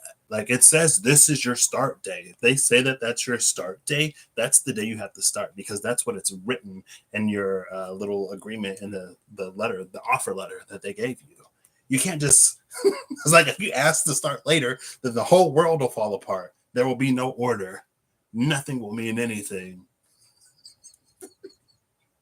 And I used to be a lot more like that. And he was like, of course, he was like, I'm gonna ask anyway. And he did, and of course they gave him like a later start day or whatever. And it would be situations like that. And then I can't remember the first time or whatever when I was in a situation where I was like this is kind of inconvenient for me.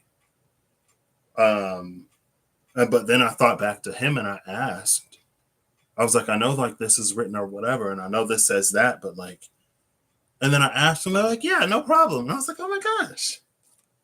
I don't know if it was the Saturn in me or the non existent Virgo that I have, but it was very like, if you start doing stuff that's not written, nothing will make sense. The laws of physics will unravel and we will all hurtle through space endlessly and aimlessly. Nothing will have any meaning if you ask questions. And he's made me more patient, more flexible, a lot of stuff. And I was feeling really appreciative of, because of where I was in life, I was feeling really appreciative of all of the things that he's helped me with, all the ways that I've grown. And like I felt like I couldn't really communicate it. And so, again, with the timing of the universe, when she told me how much of an impact that everyone else can notice in him because of me, or when she told me that everyone else can notice like my impact on him and how like grateful they were, because he's been through things in life, like things have happened in life. And again, she was telling me about it at the wedding.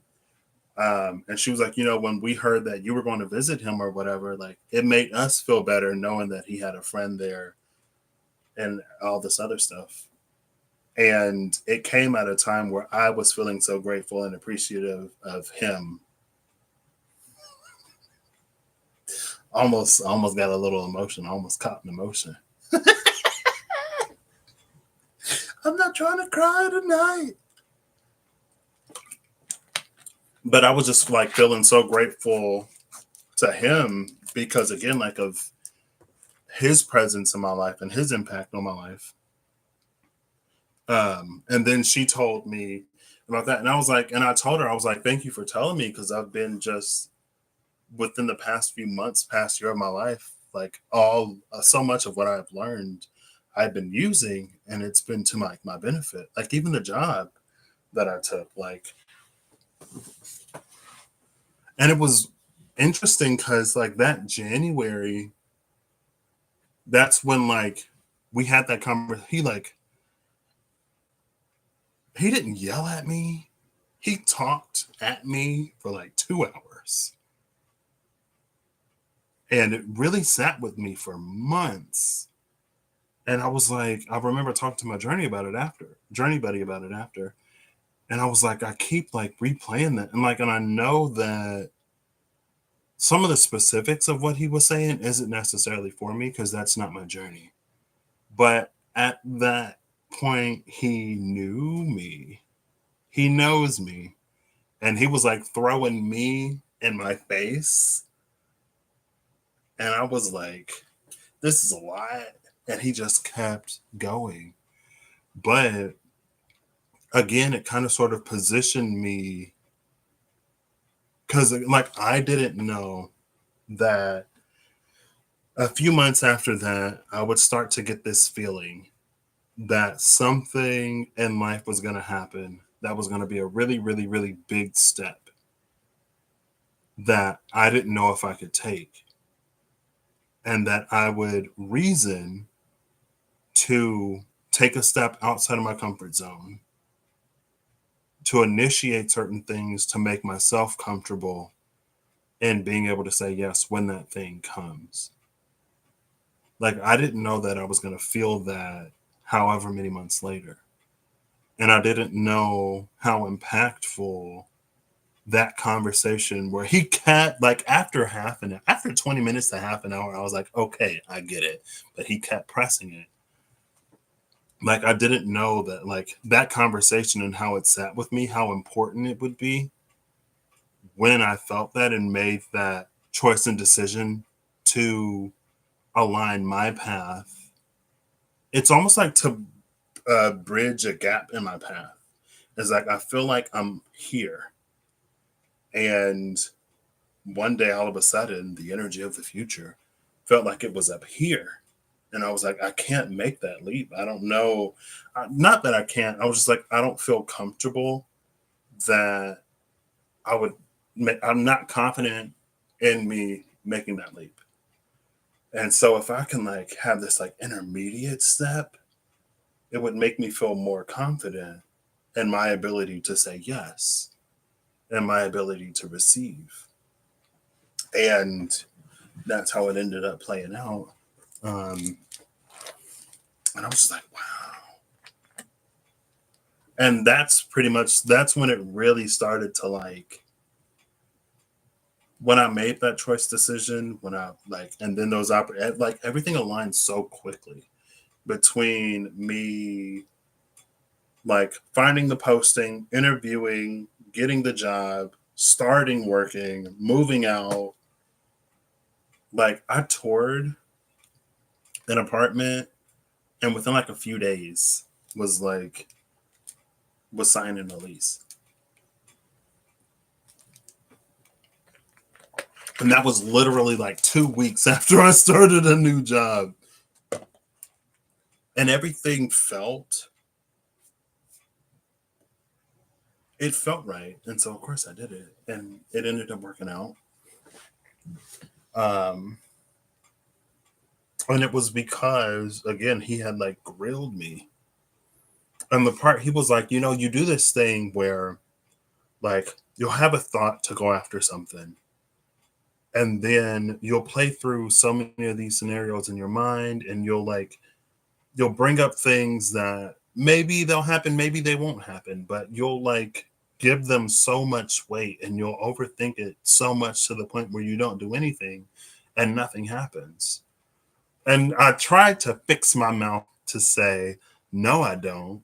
But as soon as I was like, no, and he was like, yeah, you do. Because there's this one example.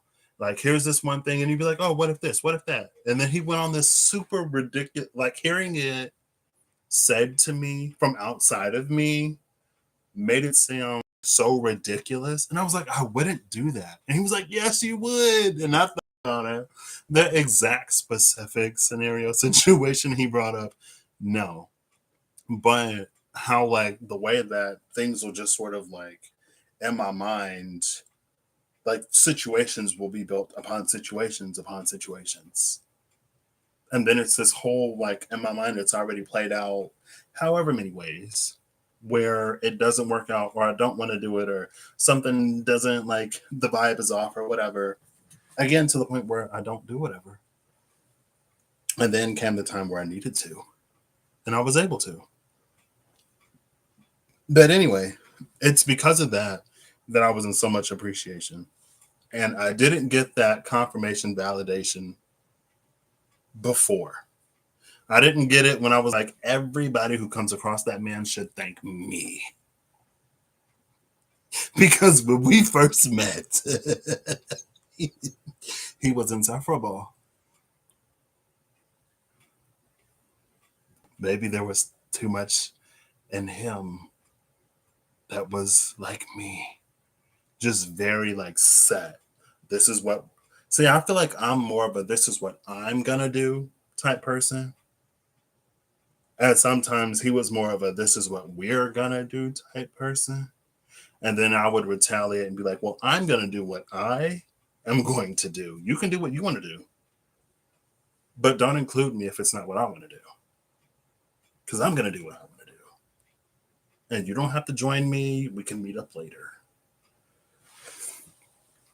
Um, but yeah. Anyway. But then, yeah, when I was grateful and appreciative, and then I told her, I was like, thank you for telling me this because I've been so grateful and appreciative for his influence in my life. And she was like, of course I'm telling you because he's not going to tell you. He was like, we're the ones that have to do this because he's not the type of person to, say this or do that. And I was like, you know what? You're right. He's not. So thank you. And that was part of the reason why I love her so much. Besides, she was just like so. She was the best of Virgo, you know? All the things that I love about Virgo. She was there.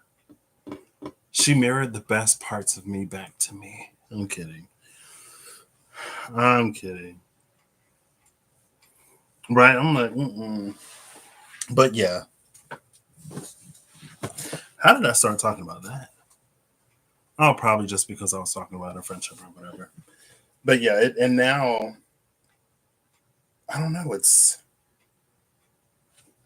kind of, I don't know, not necessarily weird how life works like that, where we meet people who are so like impactful to us and who help us. My throat, I'm just talking too much. My throat is like dry again, and I drank both of those down. I guzzled them.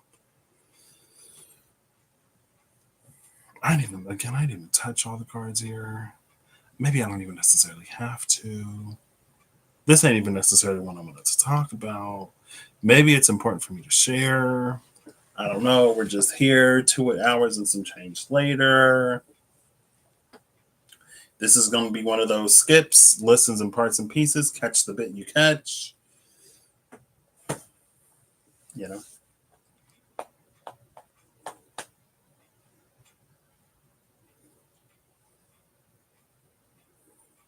But yeah, now, I don't know. And there was also like part of the abandonment wound that maybe it's like a past life type thing because I just somehow picked it up. And again, like when I think about it, there's a specific event that occurred in my life that I could trace to as like the source of my abandonment wound in this life. But I don't, it's like the moment is there, but I don't feel the impact of it. Like it's still something in my life where I'm like, if I think about it, I'm like, I don't know why that affected me as much as it did. But I know that it did. You know? And so because of that, like when I had a friend and school, like K through 12, especially like senior year graduation, like graduations in general, like after you graduate, you know that you're gonna enter the next phase of your life. And most, if not all, of the people that were there before graduation are not going to be there after graduation. And I didn't like goodbyes. I was goodbye avoidant. And I remember like there would be people who I was close to who would like approach. This was toxic Patrick. This was Patrick's red flag. Um, but like I knew if like graduation was coming up, like I would distance myself from that person so that when they left, the goodbye wouldn't hurt as much. So I wouldn't feel like the void that they would leave in my life. It was like pre-gaming someone not like pre-gaming not seeing at least someone frequently anymore. And with him, I kind of sort of and he was like, you know, well, we'll keep in touch after I graduate. But he was the first friend that I had where I had to intentionally and consciously not sabotage the friendship in the last 6 months to year. It was mostly by semester, so like in the last 6 months. And excuse me, he helped me sort of navigate that, you know? And it wasn't much that he had to do besides just, I don't know, be there, you know? Besides graduate and leave and go on and get a job. Um, And that's another thing too that he like, helped me through. So, but I paid the favor in turn. Believe me. I remember, like, I heard stories about him from his girlfriend, then fiance, now wife, about like how he was there for her when she was like, because where she's doing her PhD isn't where she did her master's, and her parents were like, because she's like, not, she's Indian. And so our parents were like, you've been where you are for 2 years and you have this like amazing support system. And of course, like they're just worried about their child, and they're like, you're going to throw away your support system halfway around the world where we can't just show up to go somewhere else where like nobody, like why would you do that? And so they weren't immediately as understanding. They were more in like parent mode. And he was like, yeah, like he talked me through it, and he had his mom call me, and I was like, wow. I was just like so proud. I was just like so proud of how he was there for her. And I was like, wow, like, I'm still proud. Like, that's my friend. Someone who's capable now of being considerate of others, like, more so than considerate. But, like, I guess with that in context, it's like, yeah, now I can understand and that's something that was always within him. I just don't know if he had opportunities slash the best way of like expressing it and being that.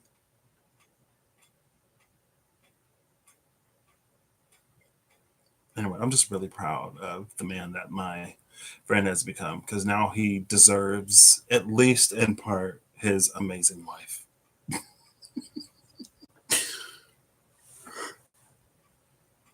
And now we can spend more time together and like argue less, which is important.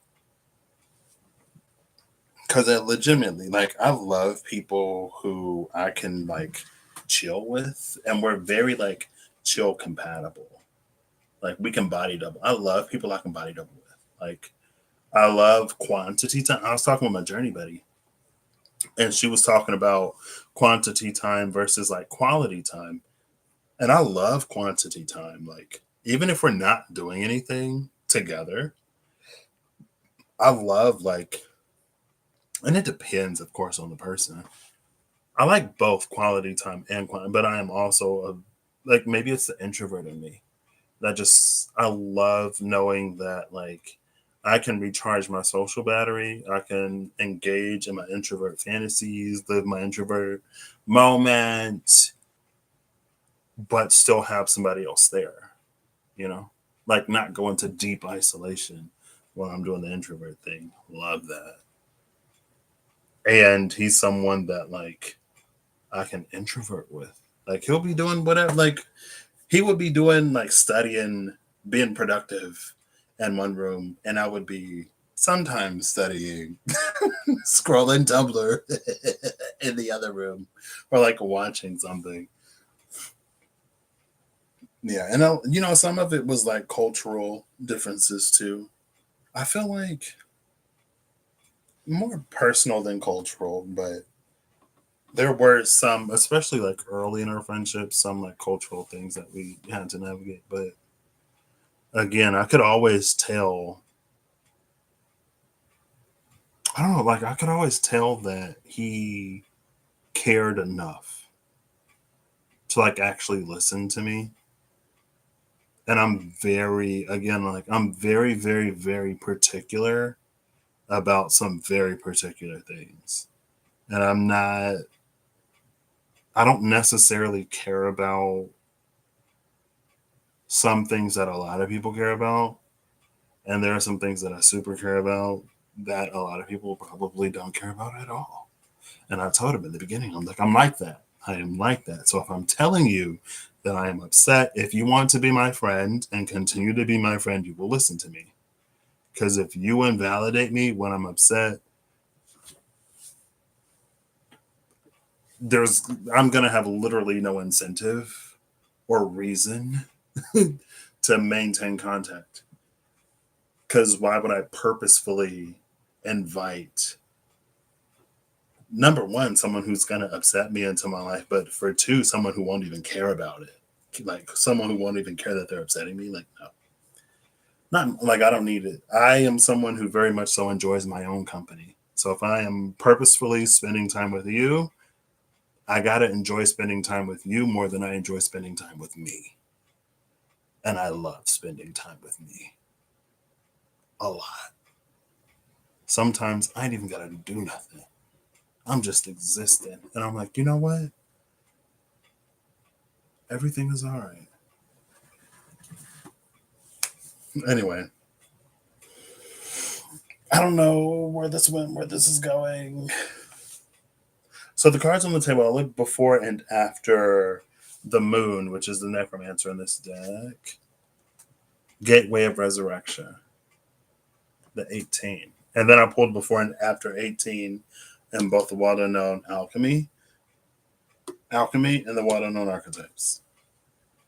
Before, I pulled from the bottom of the deck. So before was the demon, devil energy, Capricorn. And I was like, what? But after was the wheel of life, the wheel of fortune, the Sphinx, destiny turning, and then battling the Typhon. And maybe that's why, like, because I was talking so much about, like, my darkest night and how I knew that, like, everything had to change. Had so many towers, needed so many towers, and I didn't run from them. Again, that's why the Ten of Swords, especially for the first year, 2, 3. I don't know what my favorite cards are. And I feel like I don't have favorite cards as much now. Besides, like, title cards, if those count. For the mystery, for the intrigue, for the ooh. The title card, the High Priestess, and the Two of Swords, because that, like, mystery, the intrigue, the ooh. But besides, I don't really have favorite cards right now. For a long time, though, it was the Ten of Swords, the Tower, not necessarily the Eight of Cups, but like Ten of Swords and the Tower, and the Hangman, kind of, because I saw it a lot, and the Moon. The Ten of Swords at the top, the Tower right there, also honorable shout-outs, honorable mentions to the Hangman and the Moon. But like, this is destiny turning in this wheel of life. And so it's like how it turned away from all of that. Also, destiny turning, big path worker energy. And some of the cards I even pulled the other day mentioned like destinies. It was the sword that could do whatever. And I don't remember if it was the Anima Mundi or whatever. But some of the cards mentioned destiny. And I feel like even outside of that, you know, destiny is such an interesting thing to contemplate when we only have one life. Because how are we to really say that anything that happens in our life wasn't destined or fated to occur? It's not like we get to live and consciously maintain memory of parallel realities or experiences. Like, things happen within this specific incarnation in the way that they happen. You know what I mean? And so who's to say if destiny change, or if you could extrapolate it to say, who's to say that we really like jump timelines, or that we shift when in our single individual incarnation that we live from moment to moment, day to day, everything, like it's our life, you know? Even if we were to shift or jump timelines or whatever, like, we are a point of continuity, even if everything outside of us is discontinuous or incongruous, because we are the center of our experience. You're right. Like, even if we go back in time, it's not like if you look at us, even if we go back in time, we're still moving forward in our lives. You know what I mean? If I go back in time to 10 years ago, tomorrow, my tomorrow is still going to be my tomorrow. You know what I mean? Anyway, destiny turning, it's the south node energy. It's also, again, how I had to liberate me. Also,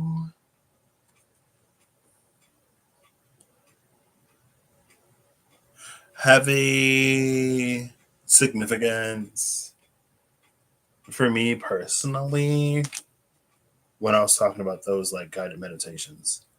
And when I did the first spirit guided meditation, there was a guide, we'll say, that was like asleep. That was kind of sort of like in lockdown. But the guide also represented like a part of me. So it was kind of like less of a guide and more of a part of me that because of circumstantial situations, life. Oh my gosh. Wow. Is that what happened when I was 11? Because it happened in the fifth grade. So I would have been like 10, 11. Because it was the Rare Gazelles Pisces reading that mentioned the 21-year cycle. That would have been what happened. Wow. Like, because again, I had that dream. It was like when I was 11, something happened. And I never knew what the thing was specifically. Like, there were some things I was like, was it this? Was it that? But I never knew. And now I'm like, I was 11 when I was in the fifth grade. If you know Patrick, if Patrick in fifth grade means anything to you, and it probably doesn't, but if it did, you would know. And it was literally like, it was that moment. Wow.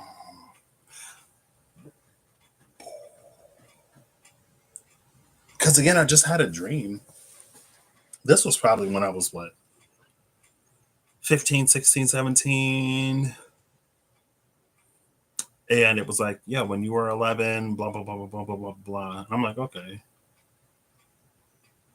Never knowing. Every now and then I'll remember that dream and I'll try to like think of what happened when I was 11. Now I know. So anyway, there was a part of me that was like on lockdown that, oh, wow.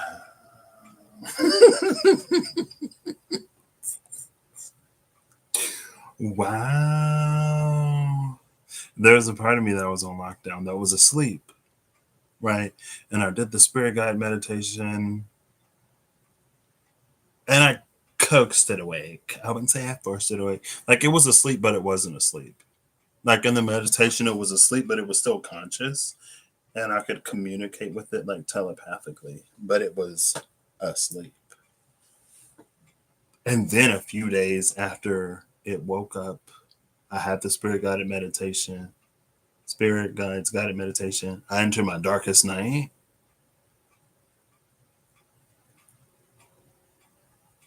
Wow.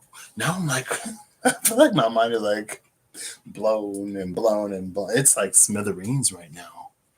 Because now I'm like, because that part of me is associated with, like, it held so much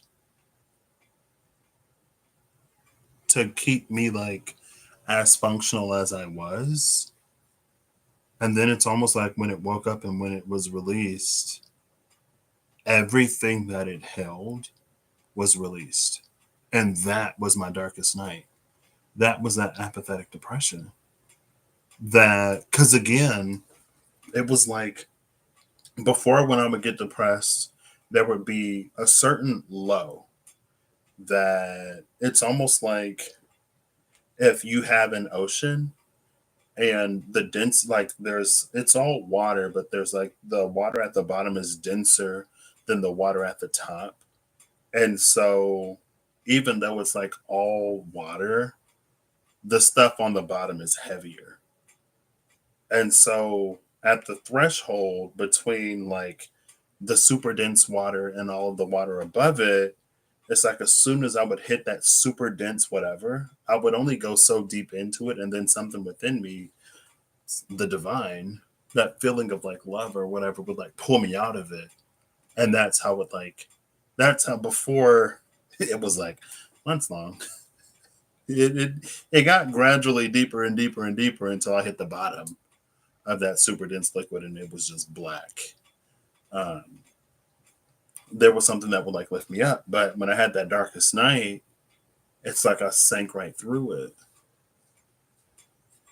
And that was the first time that had ever happened to me. That was the first time where I didn't have that like that rush of a loving feeling or whatever that like lifted me out of my depression. That was the first time the divine went like, okay, girl, like you've been down there a little too long. It's time we're forcing a surface, forced evacuation. And that's when I was like, oh, y'all gonna let me sink?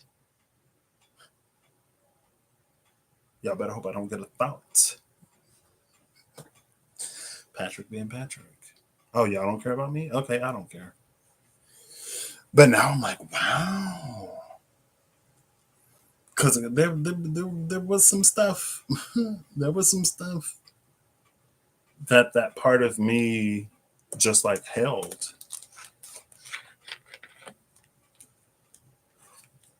And of course, it involved the shadow, right? The dark. And it's right here. But when it woke up in that guided meditation, and I didn't know, literally, you could probably tell that I didn't know. I didn't know all that it represented, all that it held. All I knew was like, I did the spirit guide guided meditation. There were like the two guys that were like, there were two guides, and then there was the guide / aspect of the self that was asleep. I was like, what's that? And they were like, don't worry about it. I was like, no, but like, what is that?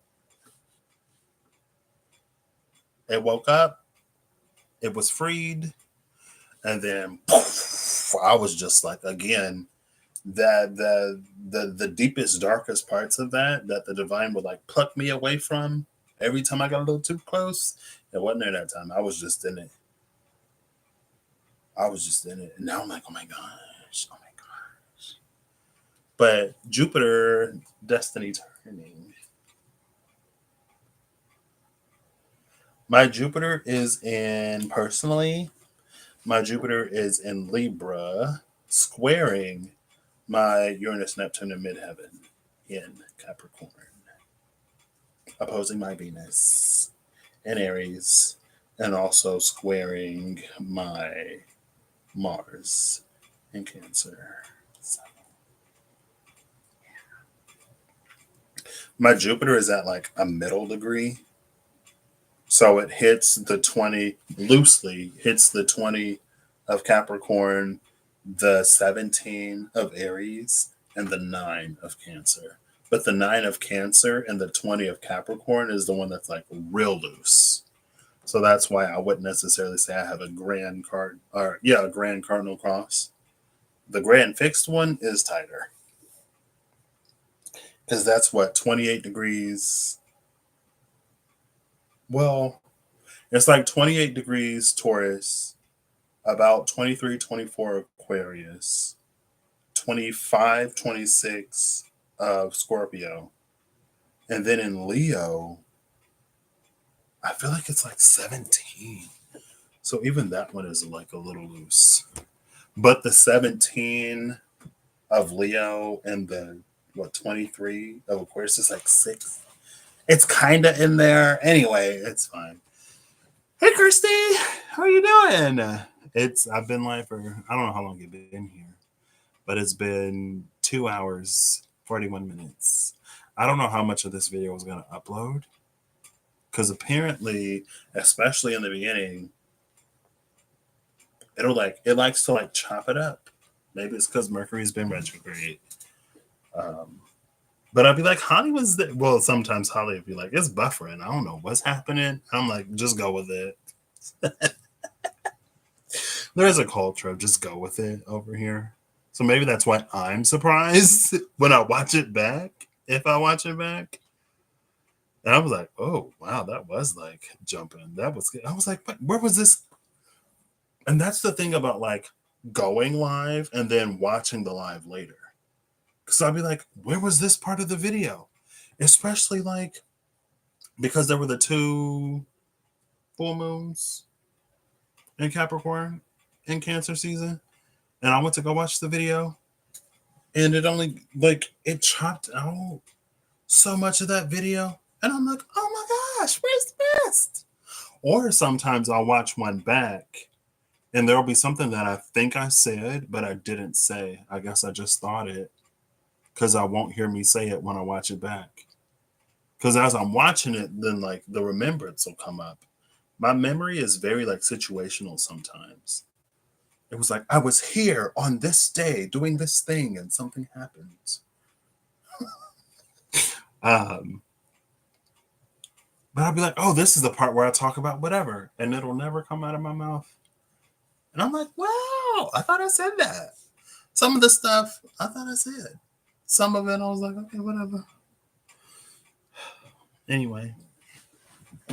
Ooh, I should have got my pillow. And then, so that was the one aspect, right? And then the other one, I guess I would have found in 2019. Was that 2019? So 2018 October was when this happened. When I did that spirit guided meditation. And then I proceeded to have the darkest night of my life. No buoys, no lifeguards, no divine there to pluck me from the darkness and save me. Just me in the dark for days. Like, okay, wow. And again, it was one of the weirdest times. Because again, that was the only time I've had like an apathetic depression. Usually it was like very sad, very boohoo, very cry, very like, but that it was just like nothing.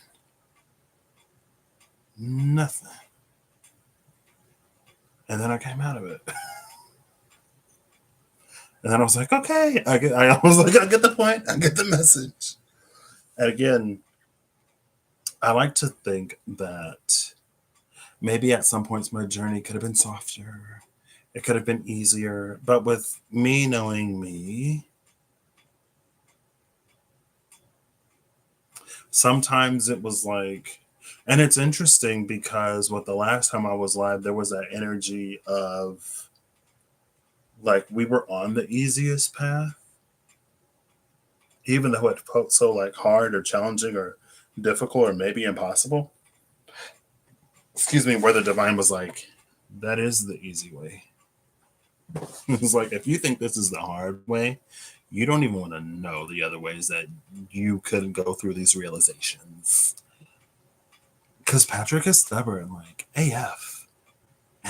And sometimes if Patrick has it easy, Patrick ain't gonna do nothing but lounge around, play video games, watch anime, Netflix, take naps.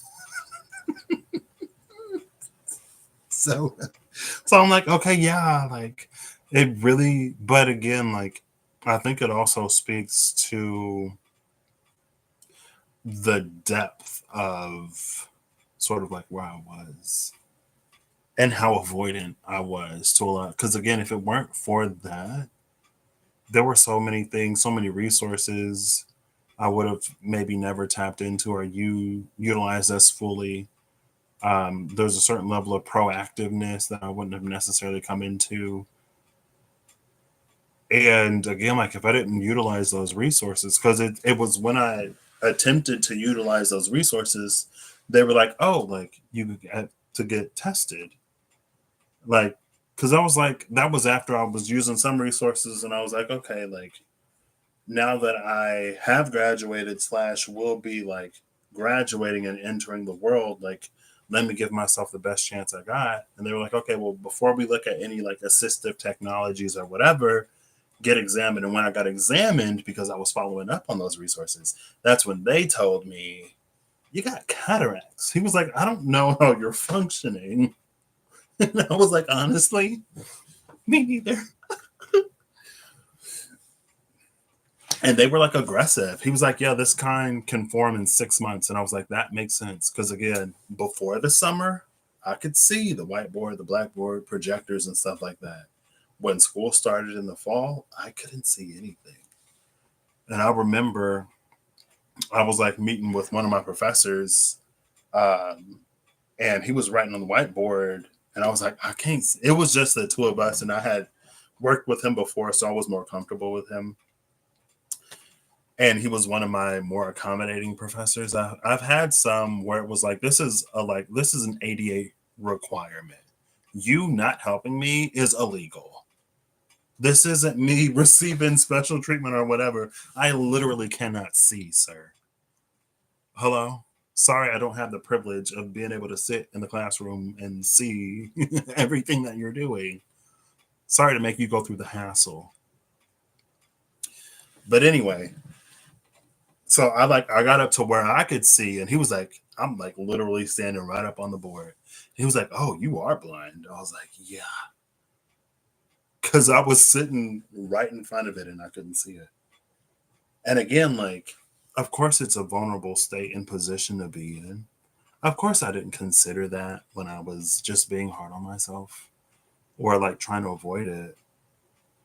But again, it was as challenging as it needed to be. It was as hard as it needed to be for me to be as serious as I was to be where I am now. A lot of that could not have been easier for me, particularly because I like to lounge and I can be stubborn. Sometimes I'm too Tyrian for my own good. Again, sometimes the Venus in me that wants better for me will have a face off with the Venus in me that just don't feel like it for whatever reason. And my light for a long time, it was like, okay, you want to suffer? Okay. The divine was like, okay, you don't want to listen? Okay. You ain't got to listen. You, Mr. Free Will, you can do whatever you want to do. And I did until it didn't work. So now, I try to be more mindful. I try to be a little bit more cutesy, more demure. Try to be a little bit more, I can at least try it. I'll allow it. Because I've learned that if it was up to me, nothing would have ever changed. So, if your journey was easy, you would make it different. Yeah, that too. That too. Big on that. I would like overthink it in some way. The Pisces in me would like overthink it or make it complicated or make it mean something more than maybe it was meant to mean. But like read into it a little bit, maybe a little bit.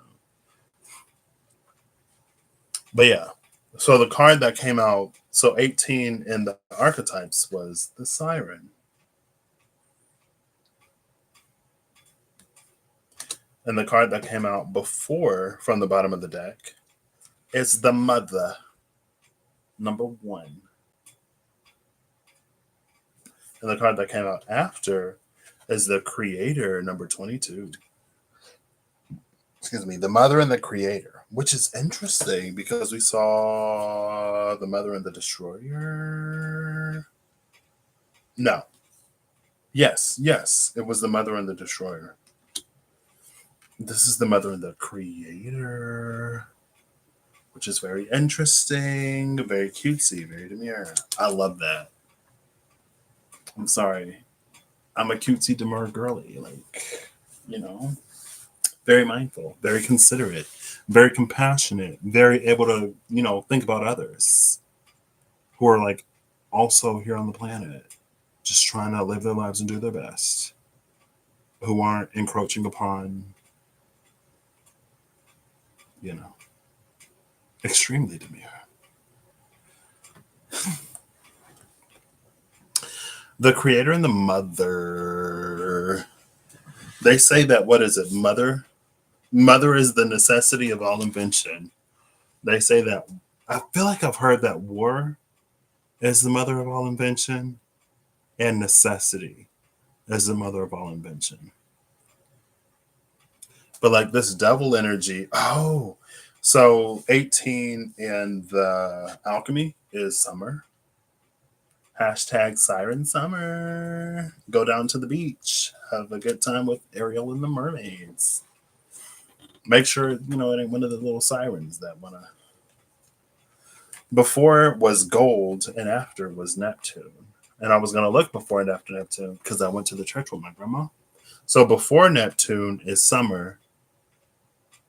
And then I don't have to pull before and after 18 because I literally already did it when I pulled before and after 18 because of the necromancer in the SKT. So see how that like worked out?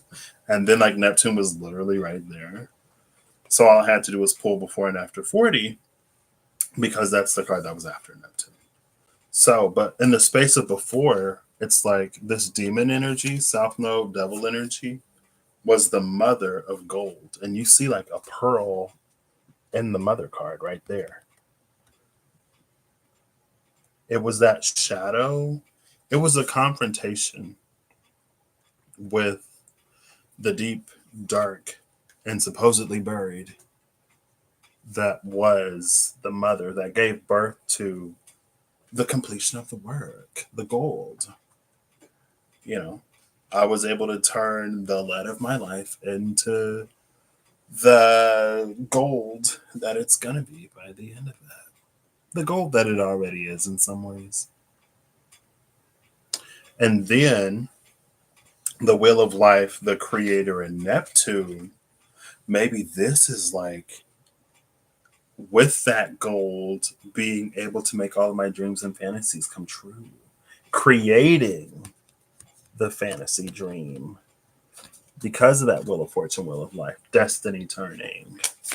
What? Love it. Love that.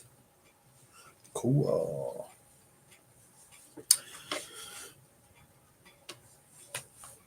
And then the card that came out after, again, is Virgin's Milk. I'm going to read Virgin's Milk. Number 40. 40 in the archetypes is the dead end. And before and after the dead end was the bridge and the flame. The dead end isn't an ending, it's the beginning of itself. It's like the dead end and the live beginning. Ooh. I don't know. Just rock with it. Just roll with it or don't. You don't have to be here. You don't have to watch me. I guess I'm glad that you do if you do. But,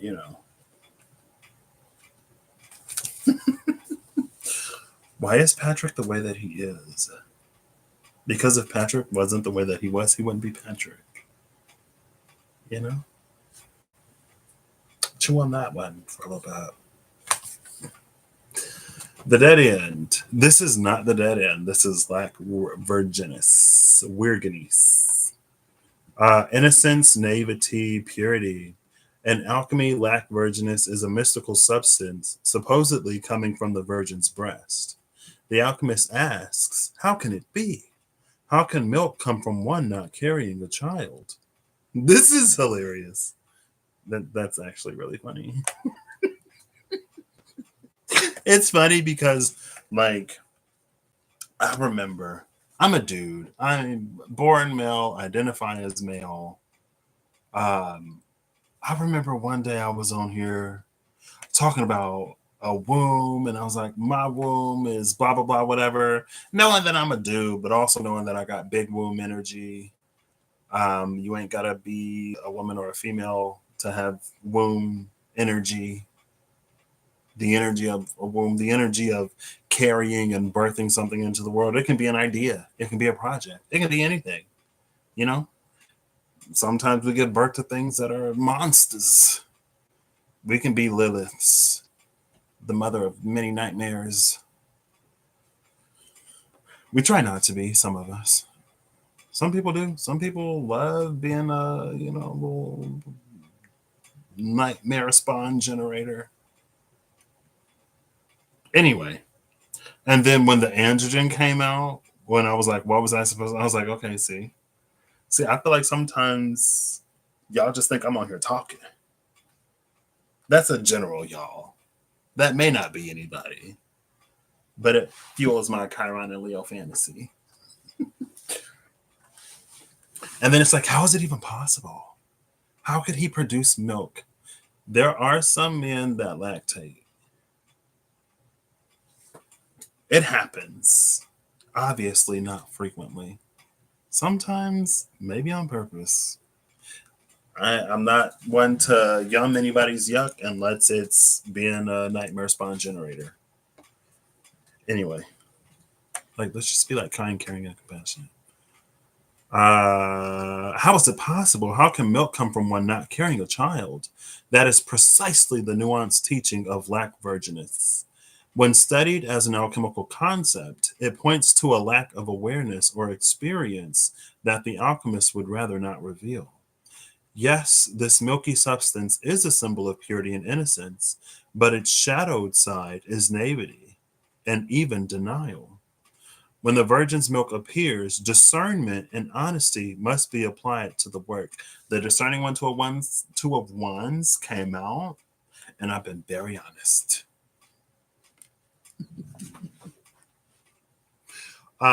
Purity and innocence. Substance is a symbol. Yeah, substance is a symbol of purity and innocence, but a shadowed side is naivety and even denial. When the virgin's milk appears, discernment and honesty must be applied to the work. Is something being glossed over, rushed, or presented as perfect? There are likely complexities that need to be addressed so the alchemist can gain the maturity to handle what's next. Oh, and this card just stuck to my elbow. Oh my goodness, I gotta. Oh, it's time to fall asleep. Hold on, wait. Oh.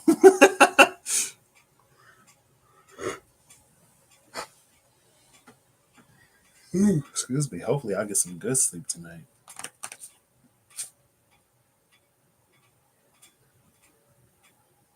See, and then with this also being the dead end, this is almost like the edge of our understanding.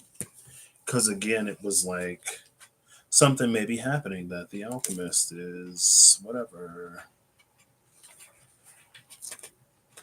Oh, really?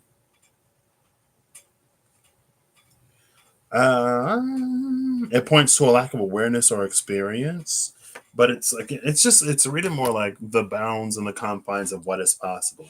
How can one produce milk when they're not carrying a child? Is this dead end? But here's the flame in the bridge, which is like the invitation into the world, into the realm beyond our knowing. You know. And for me, I look at a dead end like again, it's a new. Well, it was an energy.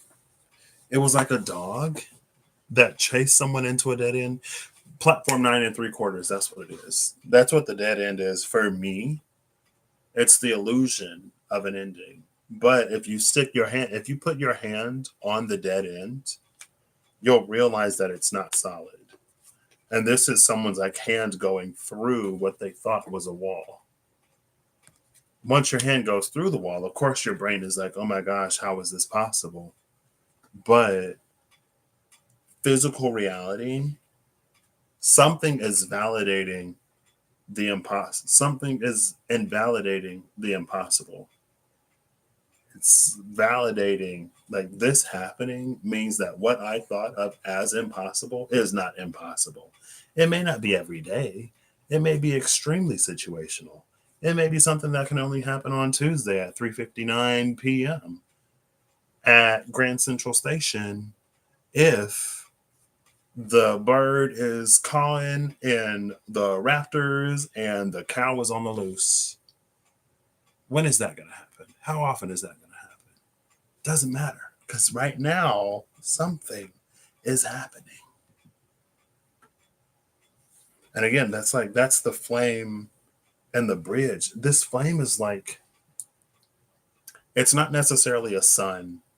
This flame is like the beginnings of illumination into a world beyond all that we thought possible. Maybe beyond all that I thought possible. Because this is kind of sort of a self-reading. Kind of.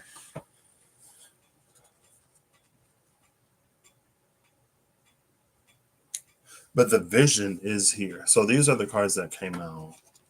The vision came out by itself, and it's number 55. We got 55, 22, and 33. 22 plus 33. I thought, yeah, 33. No, that's 38. 33 and on the table. Why did I think I saw 33? 22 and 55. I feel like there was another number. 44 is on the table, right?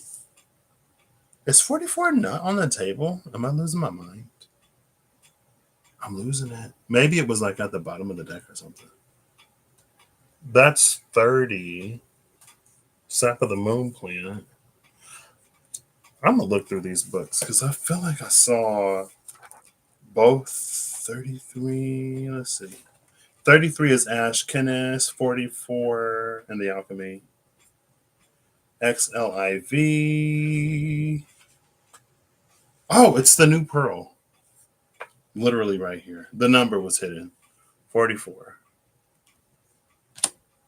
22, 44, 55. I really thought I saw 33 for some reason.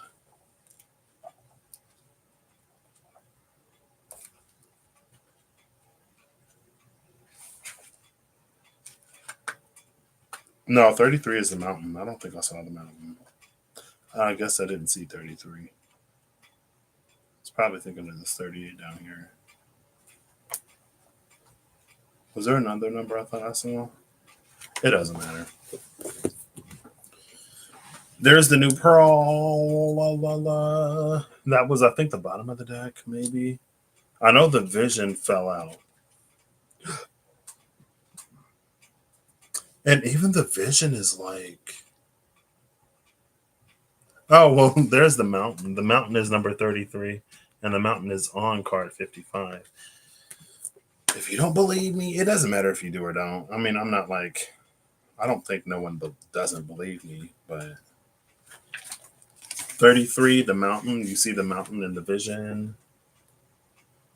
There was a vision at 33. I really thought I saw it. I was convinced for a hot second. The 22 plus the 33 is the 55. I didn't see a 33. Technically, I saw the imagery of 33, but I didn't get card number 33.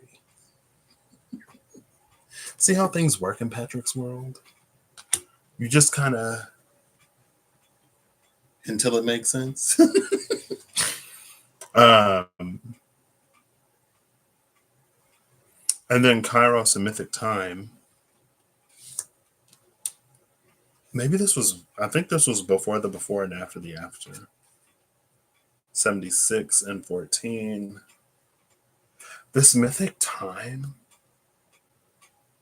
Oh, I was going to say the hands here, it looks like a woman holding her stomach, like when she's like, whatever. Like the mother that's on the table. And I was like, people give birth to ideas and visions and projects. Boom, right there. Oops. Anyway.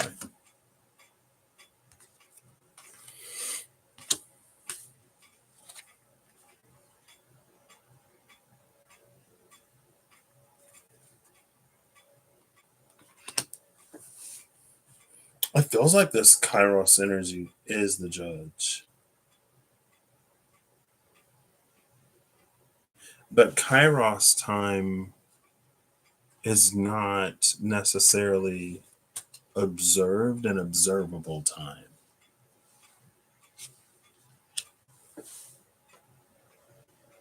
It's also interesting that there's like the fire of flame and then the water of the New Pearl. The judge is 14, which is temperance.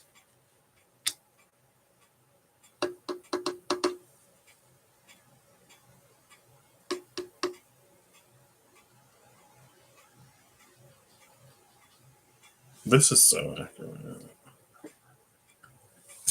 Um,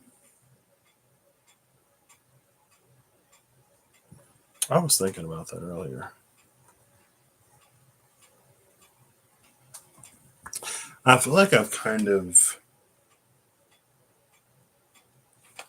reached a certain understanding on what belief has the power to introduce into our experience. And so it's like I've reached a point where I can recognize what belief has the power to introduce into our experience, partnered with the fact that we don't always know everything when it comes to certain things, meaning like things can play out in a way that is accurate to the vision that we receive, but isn't necessarily how we thought it would play out. But it's accurate to the information that we got, partnered with, I guess, intention in a way. And that whole like path work or whatever.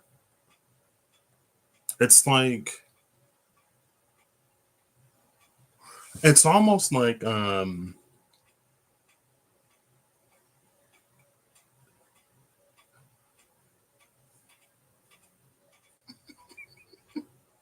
words. It's almost like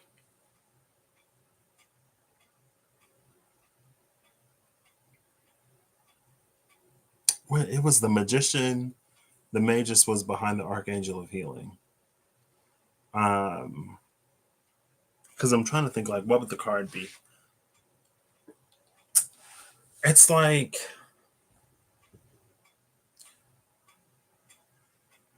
if belief has the power to influence an experience,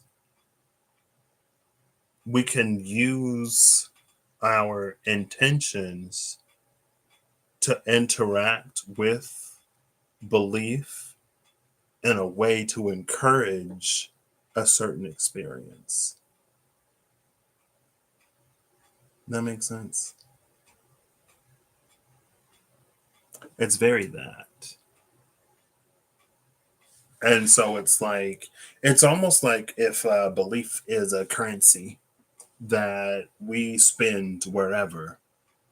It's like, well, if there's like all this currency over here, and this aligns with something that I want to do in my life, or this aligns with something that I would love to experience or see or witness in the world, then like let's use that currency to like make it happen, to encourage it to transpire in a certain way. It's very that.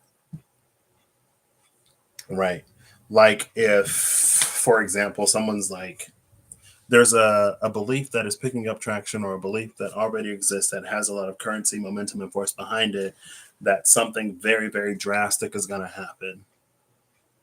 Now, the common interpretation of that may be like the world is going to end and it's going to be doomsday and blah, blah, blah, whatever. But it's like if the root of that belief is something drastic is going to happen, then it's like I can take advantage of that to make the drastic thing like positive because it doesn't say that the world, it's like the vision, the prophecy, the whatever doesn't dictate that the world falls to ruin. It just says that something changes drastically. So maybe we can coax it, massage it into being drastically different for the better rather than the end of the world as we know it. And it's very much like that energy is in my active, quote unquote, active uh, time. Not all of it, but there has been some that's like, well, it can be for the positive.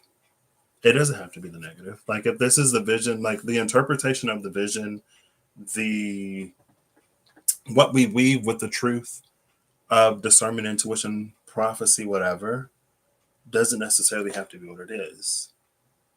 Find it's like finding a grain of truth within the belief and building an alternate path with the grain from that.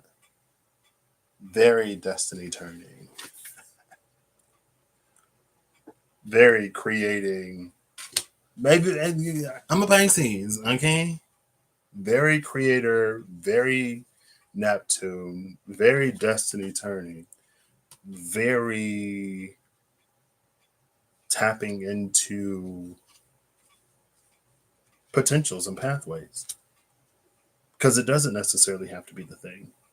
And I'm not going to put my belief towards it being something that I don't want it to be, because why would I do that? You know, why would I, me personally, do that? It's like, no, girl, why? Why? No. This can happen, that can happen, because I'm not in control of anything. But for gosh darn sure, for gosh darn certain, that's not going to happen. And then it's like, well, where do you draw the line? Ultimately, it doesn't matter what lines we draw, because what's going to happen is going to happen.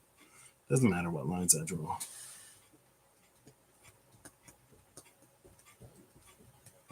But it also does, I'm seeing it also does require a certain amount of intention and attention. Like, here's the hand that's like, come, proceed. There's a hand that's like, hold your horses. And there's the eye that observes. And here is the vision. And sometimes, again, it's like, no. And then you just hope and pray that somebody on the other side will stick their hand through the dead end and be like, nope. It is funny that it's like, well, it's like an open whatever. It's not necessarily a closed whatever, but it's more this than this in the dead end.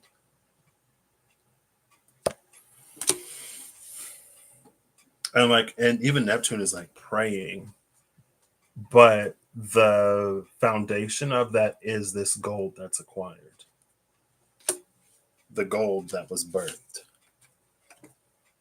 It's like, if I get one gold to put in the whatever, just smooth some things out, make the world a little bit better, let things play out to where we're okay, and where whatever. And then again, it's like the Five of Pentacles, Six of Wands, or Five of Pentacles, Six of Swords, in between the Seeker of Justice. And again, it's like, you see this vagabond Five of Pentacles energy. You want to move out of that energy towards something else. That's universal Mercury.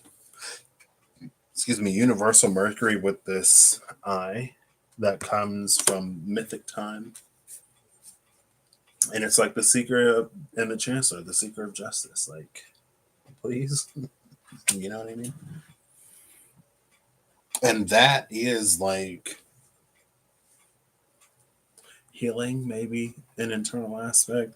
That's also too why, because I choose to engage my belief when and where it feels appropriate, outside of all that needs to happen and outside of what is necessarily projected to happen, because of how events are playing out and because certain choices and decisions are being made by the larger collective or by individuals within the larger collective that are positioned to have a little bit more pull, that can influence things, and that can like rope people into buying into how they're influencing things.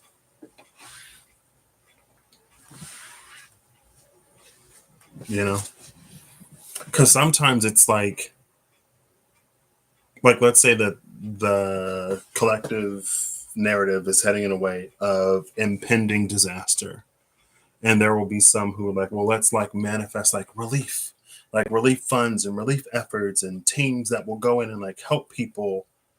And it's like when you manifest relief in that way specifically, you're also buying into the disaster. And I'm not buying into the disaster. So that's why I don't buy into the relief. Because if I'm buying into the relief only shows up in response to something, which is the disaster that I don't. So like, let's go in this other direction. Like, let's go over here. To me, for me, and me, within me, and I, please, you know.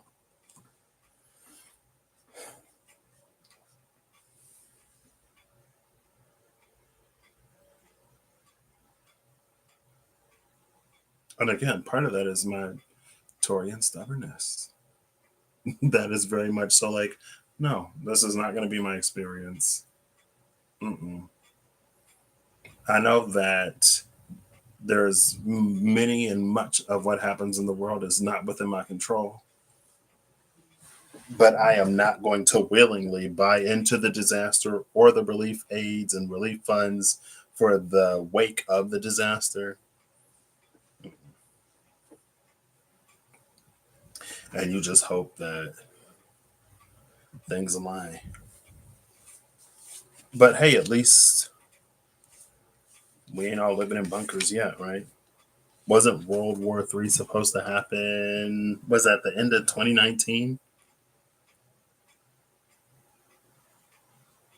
And I was like, yeah, no, no.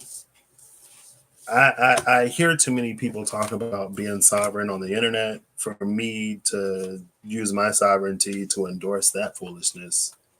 Absolutely not. We'll go forward a few years and see what's happening in the world. Now it's like, man. But we're also at a choice. And I've been thinking about that because I'll be scrolling my Instagram and I see the stuff. And I'm not the type of person to like talk about like if I donate or if I help somebody or like even when I do donate, more often than not, if there's an option, I'll do it anonymously. Like one of my friends, one of their relatives is a teacher, and they had a thing up, and I donated something, and they were like, "Did you donate this?" Because it said like somebody from Illinois, and she was like, "You're the only person I can think of." And I was like, "Yeah." She was like, "Oh, you should have said something so I could whatever." And I was like, "I'm not." Again, like I'm not that type of person. But I have because I know it's been a thing for a hot minute now. How GoFundMe is for a lot of people, like their health care or something like that, where we have to, and like that's a beautiful collective age of Aquarius through technology coming together for one another. But now it's like first of all, for healthcare, that is kind of ridiculous, maybe that it's so that the system is what it is to the point where you got to go. You know what I mean? Some people don't agree. Some people think if you can't afford to lose an arm and a leg, then you shouldn't be able to be seen for the common cold. Apparently, that's not the point. But now for it to be a platform of like aid, like international aid and relief, and there's a part of it that again highlights the beauty of a collective humanity of people like coming together to help each other, like crossing borders and boundaries. But at the same time, it is a very like it's one of those things that it's like nice to have, but it's also a reality check where it's an opportunity to ask the question of like, should things even have to come to this point? You know what I mean?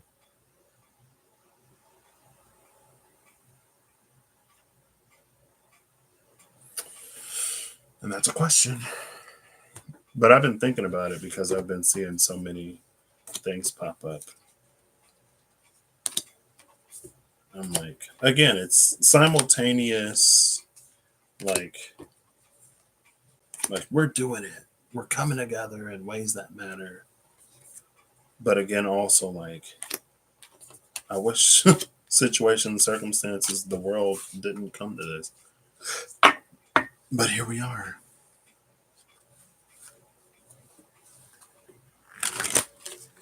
And then there are some, it's like, I feel like some will do a currency exchange and some of them won't. And it's like, man, I tried. Anyway,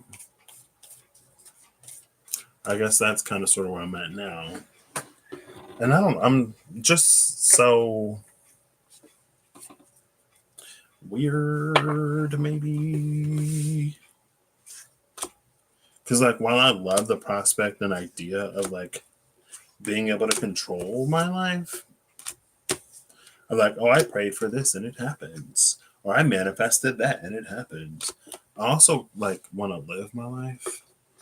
I don't want to have to spiritually and energetically micromanage my life. You know what I mean? I kind of rather just live it. So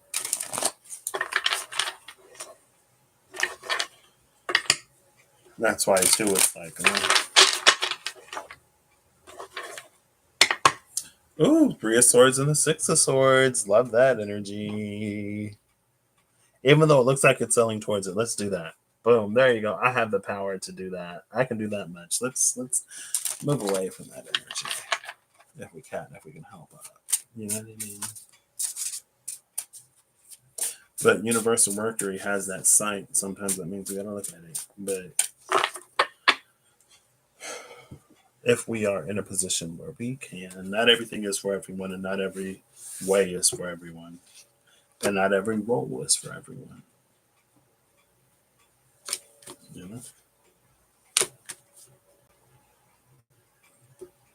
I don't know. I feel like Kid Patrick was, I don't want to say insufferable, but was just very like, I don't get it. I don't understand. Like, why are things this way? And as I've lived life, I've mostly learned that the world is what the world is, and people are who and what people are.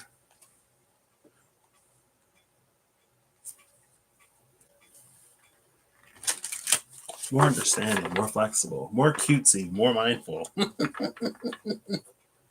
less demure. Very cutesy, very mindful, very you're going to hear about it, very I don't care how you feel about it. I don't, it's just so weird to me how sometimes we can demand or expect so much kindness, consideration, compassion, and patience while not giving any of it. Like we're expected, there's an expectation for people to treat us better how we treat them or others. And it's like, girl, like that's not making no sense. Don't come to me demanding a respect that you're not even giving me. Because in what world we're just naturally entitled. Some of us more so than others. And some of that is like growing. Some of it is experiences that we have in life that teach us to be more mindful or considerate or understanding. That helps us be a little bit more patient or whatever. A little less entitled to certain things. You know? Or not. Oof. All right. Oof. Oh my gosh. 2 cards slipped out immediately.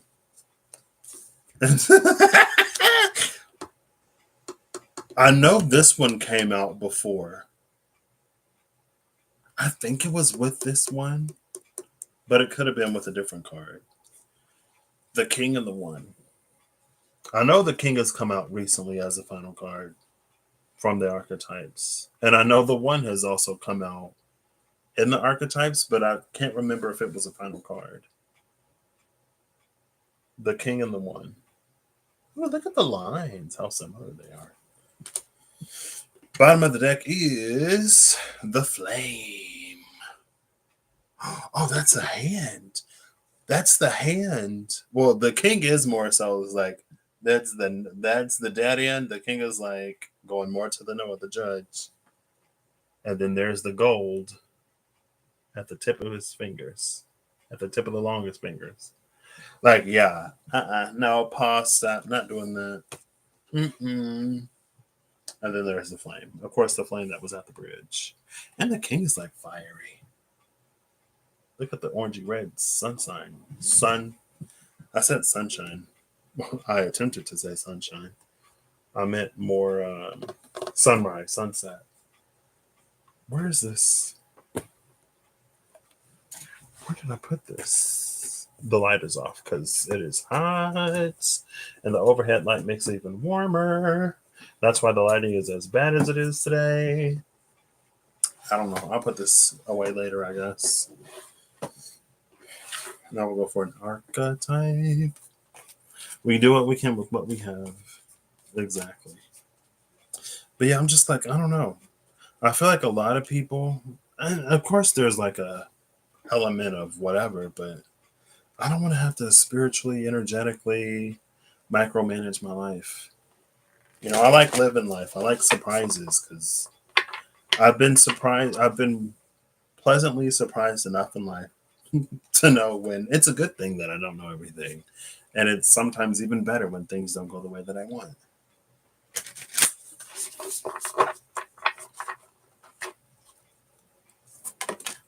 These cards are coming out immediately. Number 5, Aries, Mars, fire. From the flame to the glyph of fire. From this to this. Oh my gosh, I think I'm about to have a Mars return. My Mars is in Cancer. I think Mars is gonna enter Cancer soon. I think it's gonna enter Cancer soon.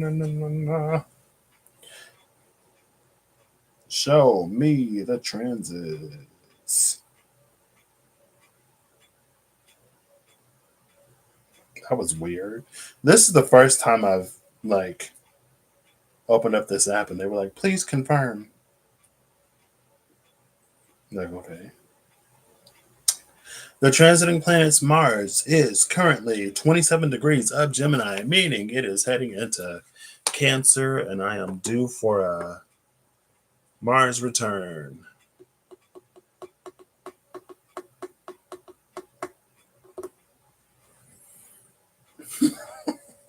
Bottom of the deck is number 20, Plumum Lead. And then under lead is smoke. That's interesting. Smoky lead, dense gas. I was thinking about. I didn't post the picture because it's on my iPad. I'll post that. The picture of the 9 alchemy cards for the 9 moons in the vow. Because first it was. Oh, that's why. Because I was thinking about it. Because we went from a liquid preservation with vinegar to the solid preservation of wise salt. And then I was thinking, well, what's a gas preservation? And then I thought, like, well, it would have to be something like in a vacuum. Like you suck all the air out of something to preserve it. And then we saw the void, which is essentially the closest thing to a vacuum you're going to get in the water-known alchemy, as far as I know. But like space is a vacuum. And so it was there, but I didn't even know that it was there. And it was interesting that because sublimation came out, I think sublimation was the bottom of the deck when it was like the 10th new moon or whatever. And so whatever it was about the vinegary liquid preservation, maybe it was the overbearing nature of that liquid preservation that didn't allow for something to happen. But it's like it had to go from liquid to solid and then gas because it couldn't go from liquid to gas for whatever reason. Anyway, I didn't read The Dead End. I'm going to read it. It was number 40. Oh, I opened the book right to it. The Dead End, the closed door, the final chapter, the impasse. Contrary to what its name implies, the dead end is very much alive. It is a force that stops us from moving forward as planned. It is thick, dense, uncompromising, a wall beyond all walls. With every bramble, thorn, and stone, it simply states, "No more, child. You have reached the last page of this chapter." It is natural to resist its very resistance. It is natural to resist its very resistance and struggle even harder to make our way, to prove our point, to hold on to what was. In this way, we fight with life itself. From a mythic perspective, the end you face is very much a beginning. There are doors opening all around you, just not the one you planned on walking through. If you are honest and courageous, there's honesty again, and courage. If you are honest and courageous enough to accept, adjust, and adapt, the dead end becomes known as life's beginning. There it is, life's beginning. I was trying to be clever with the few operational brain cells that I have right now. I was like, dead end, more like life beginning. And she already wrote it in the book. She was clever before I had the thought to be clever. You know? I just remembered I didn't read. For a lot of that, I was like, okay, that's why I didn't read this. But by the end of it, I was like, okay, that's why I did. Mars. I opened up the book to Neptune. Divinity, mysticism, and seeking. Seeking and Neptune and the Seeker was there on the other side of the Chancellor. Seeking justice, praying for justice, manifesting a just, kind, compassionate world. Or trying. And it's been interesting all the times I've basically been like, you know what? Maybe I'm gonna throw my chip in with the doomsday people. Maybe I'm gonna give the chip to fear because I don't know if we're gonna get it together as humanity. And every time I go to that point, it's like, let's not be hasty, let's not be rash. Allow the world to be rewritten. Don't stop believing in what you actually want. Give it some time.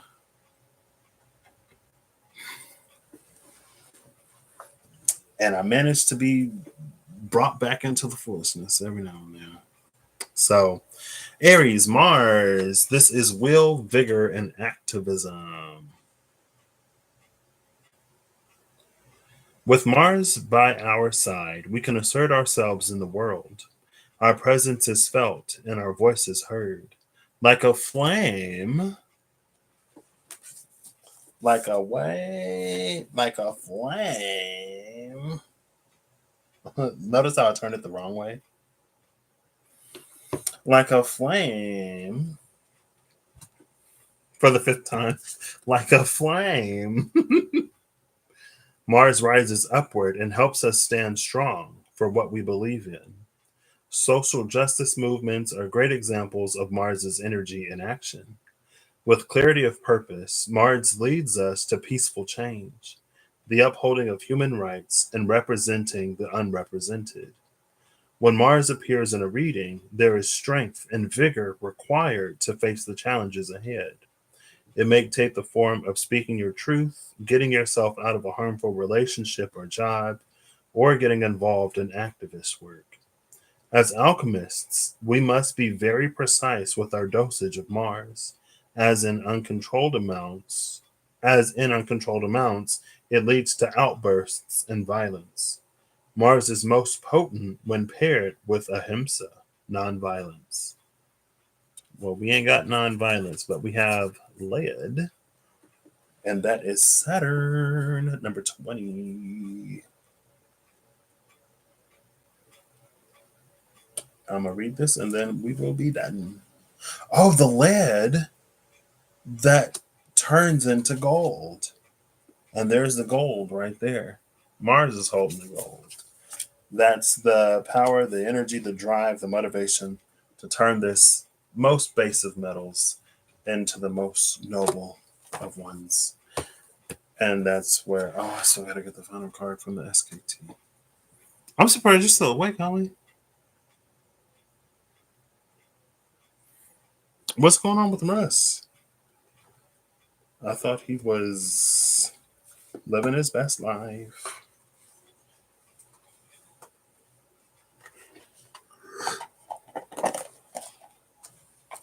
Your Mars is in Aries, Demir. Oh, it's only 11:04. Yeah, it's like maybe I've been kind of sort of going to bed at a decent hour lately. Well, until last night. Well, no, even last night. I was like waking up at 7, 8 o'clock. I was like, oh my gosh, what do I do this early in the morning? Like, ew. Then I'm getting tired by like 1 or 2 or 3 or 5 because I've been up for hours. I'm like, whoa. But it's too early to go to bed, so you stay awake and you fight. And then when the sun goes down, you just wake up. Get your second wind and your third wind and your fourth, fifth wind. And it's like, whew.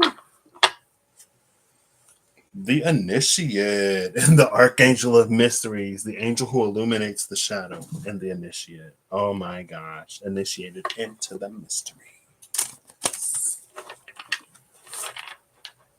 But sometimes it's like, let the mysteries remain mysterious. I'm the type of person where I ain't necessarily got to know everything. I am very curious, and I love knowledge and my brain expanding. I love learning new things, but also I can allow for the mysterious to remain mysterious. I ain't got to peek behind every single curtain. Yeah. Maybe it's just because I want some magic in the world. And once you know how the trick works, it's not magic. Ignorance is bliss. Now the sixth, the giver, is with that Archangel of Mysteries. The giver is like handing out these pinnacles, right? And then the hand at the bottom is receiving. That's the other hand, the hand that's not like stop. And then she got an orb locked up. Is she giving up a locked up orb? Oh my gosh. Do I want to know? Girl. If the Archangel of Mysteries had it on lockdown.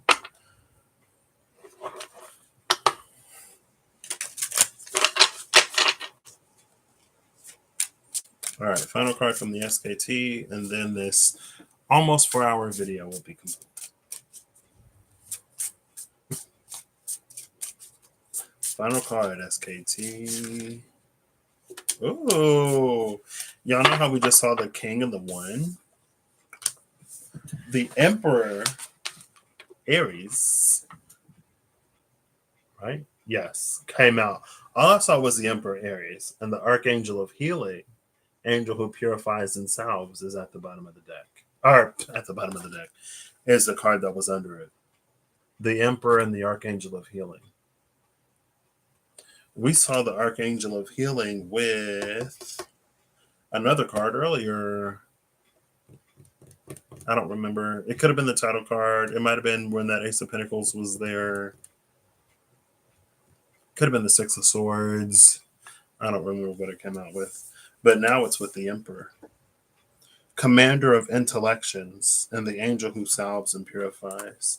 The bottom of the deck is the 10 of motherfucking cups.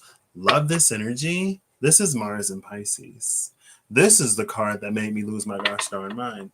This is the reason why I fell out with astrology. More so, yeah, with astrology for a hot minute. Because when Mars was in Pisces, There was so much don't do anything. Pisces is ruled by Neptune. It's the 12th house. It's illusions. No matter what you do while Mars is in Pisces, none of it is going to be real. And when Mars moves into Aries, it's all going to fall apart. You're going to realize it was made of mist and smoke. And then, first of all, like, it didn't sit right with me. It didn't resonate for me, period. And then one day I looked at this card and I'm like, Mars in Pisces is the gosh darn 10 of cups.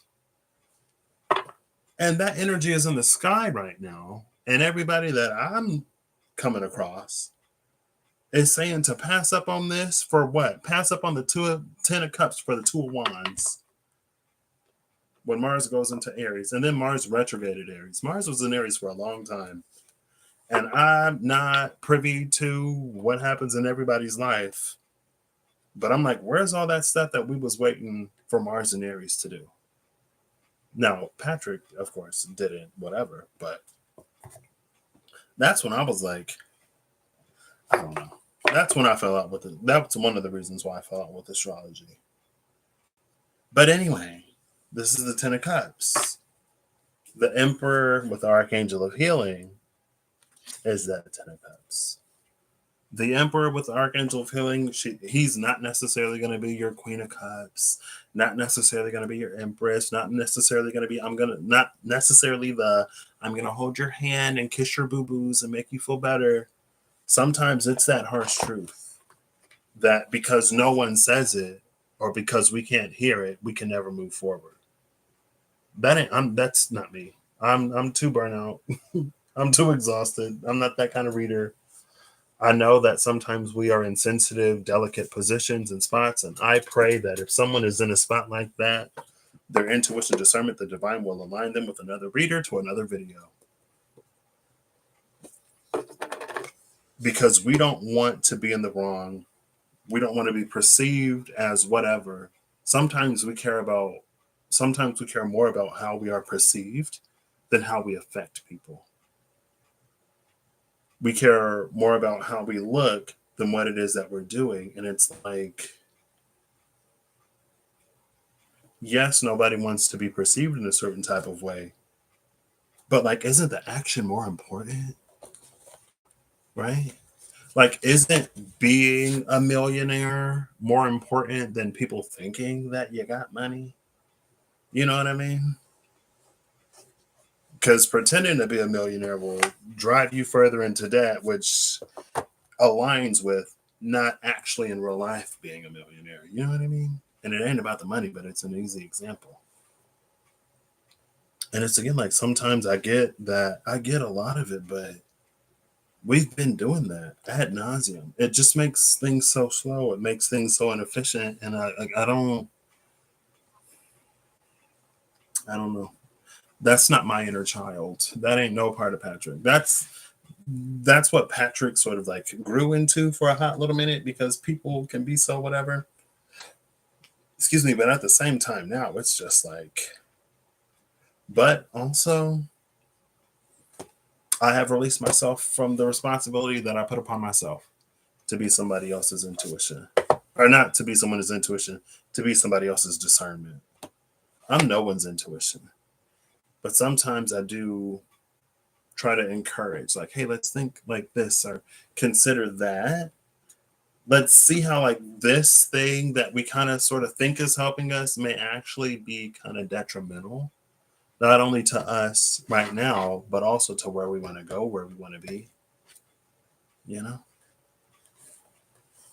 And again, I don't know. It goes back to what I said earlier, and I've never understood, and I will not entertain, especially actively, like as it's happening, someone who feels entitled to receive more respect, patience, compassion, and kindness than they're giving.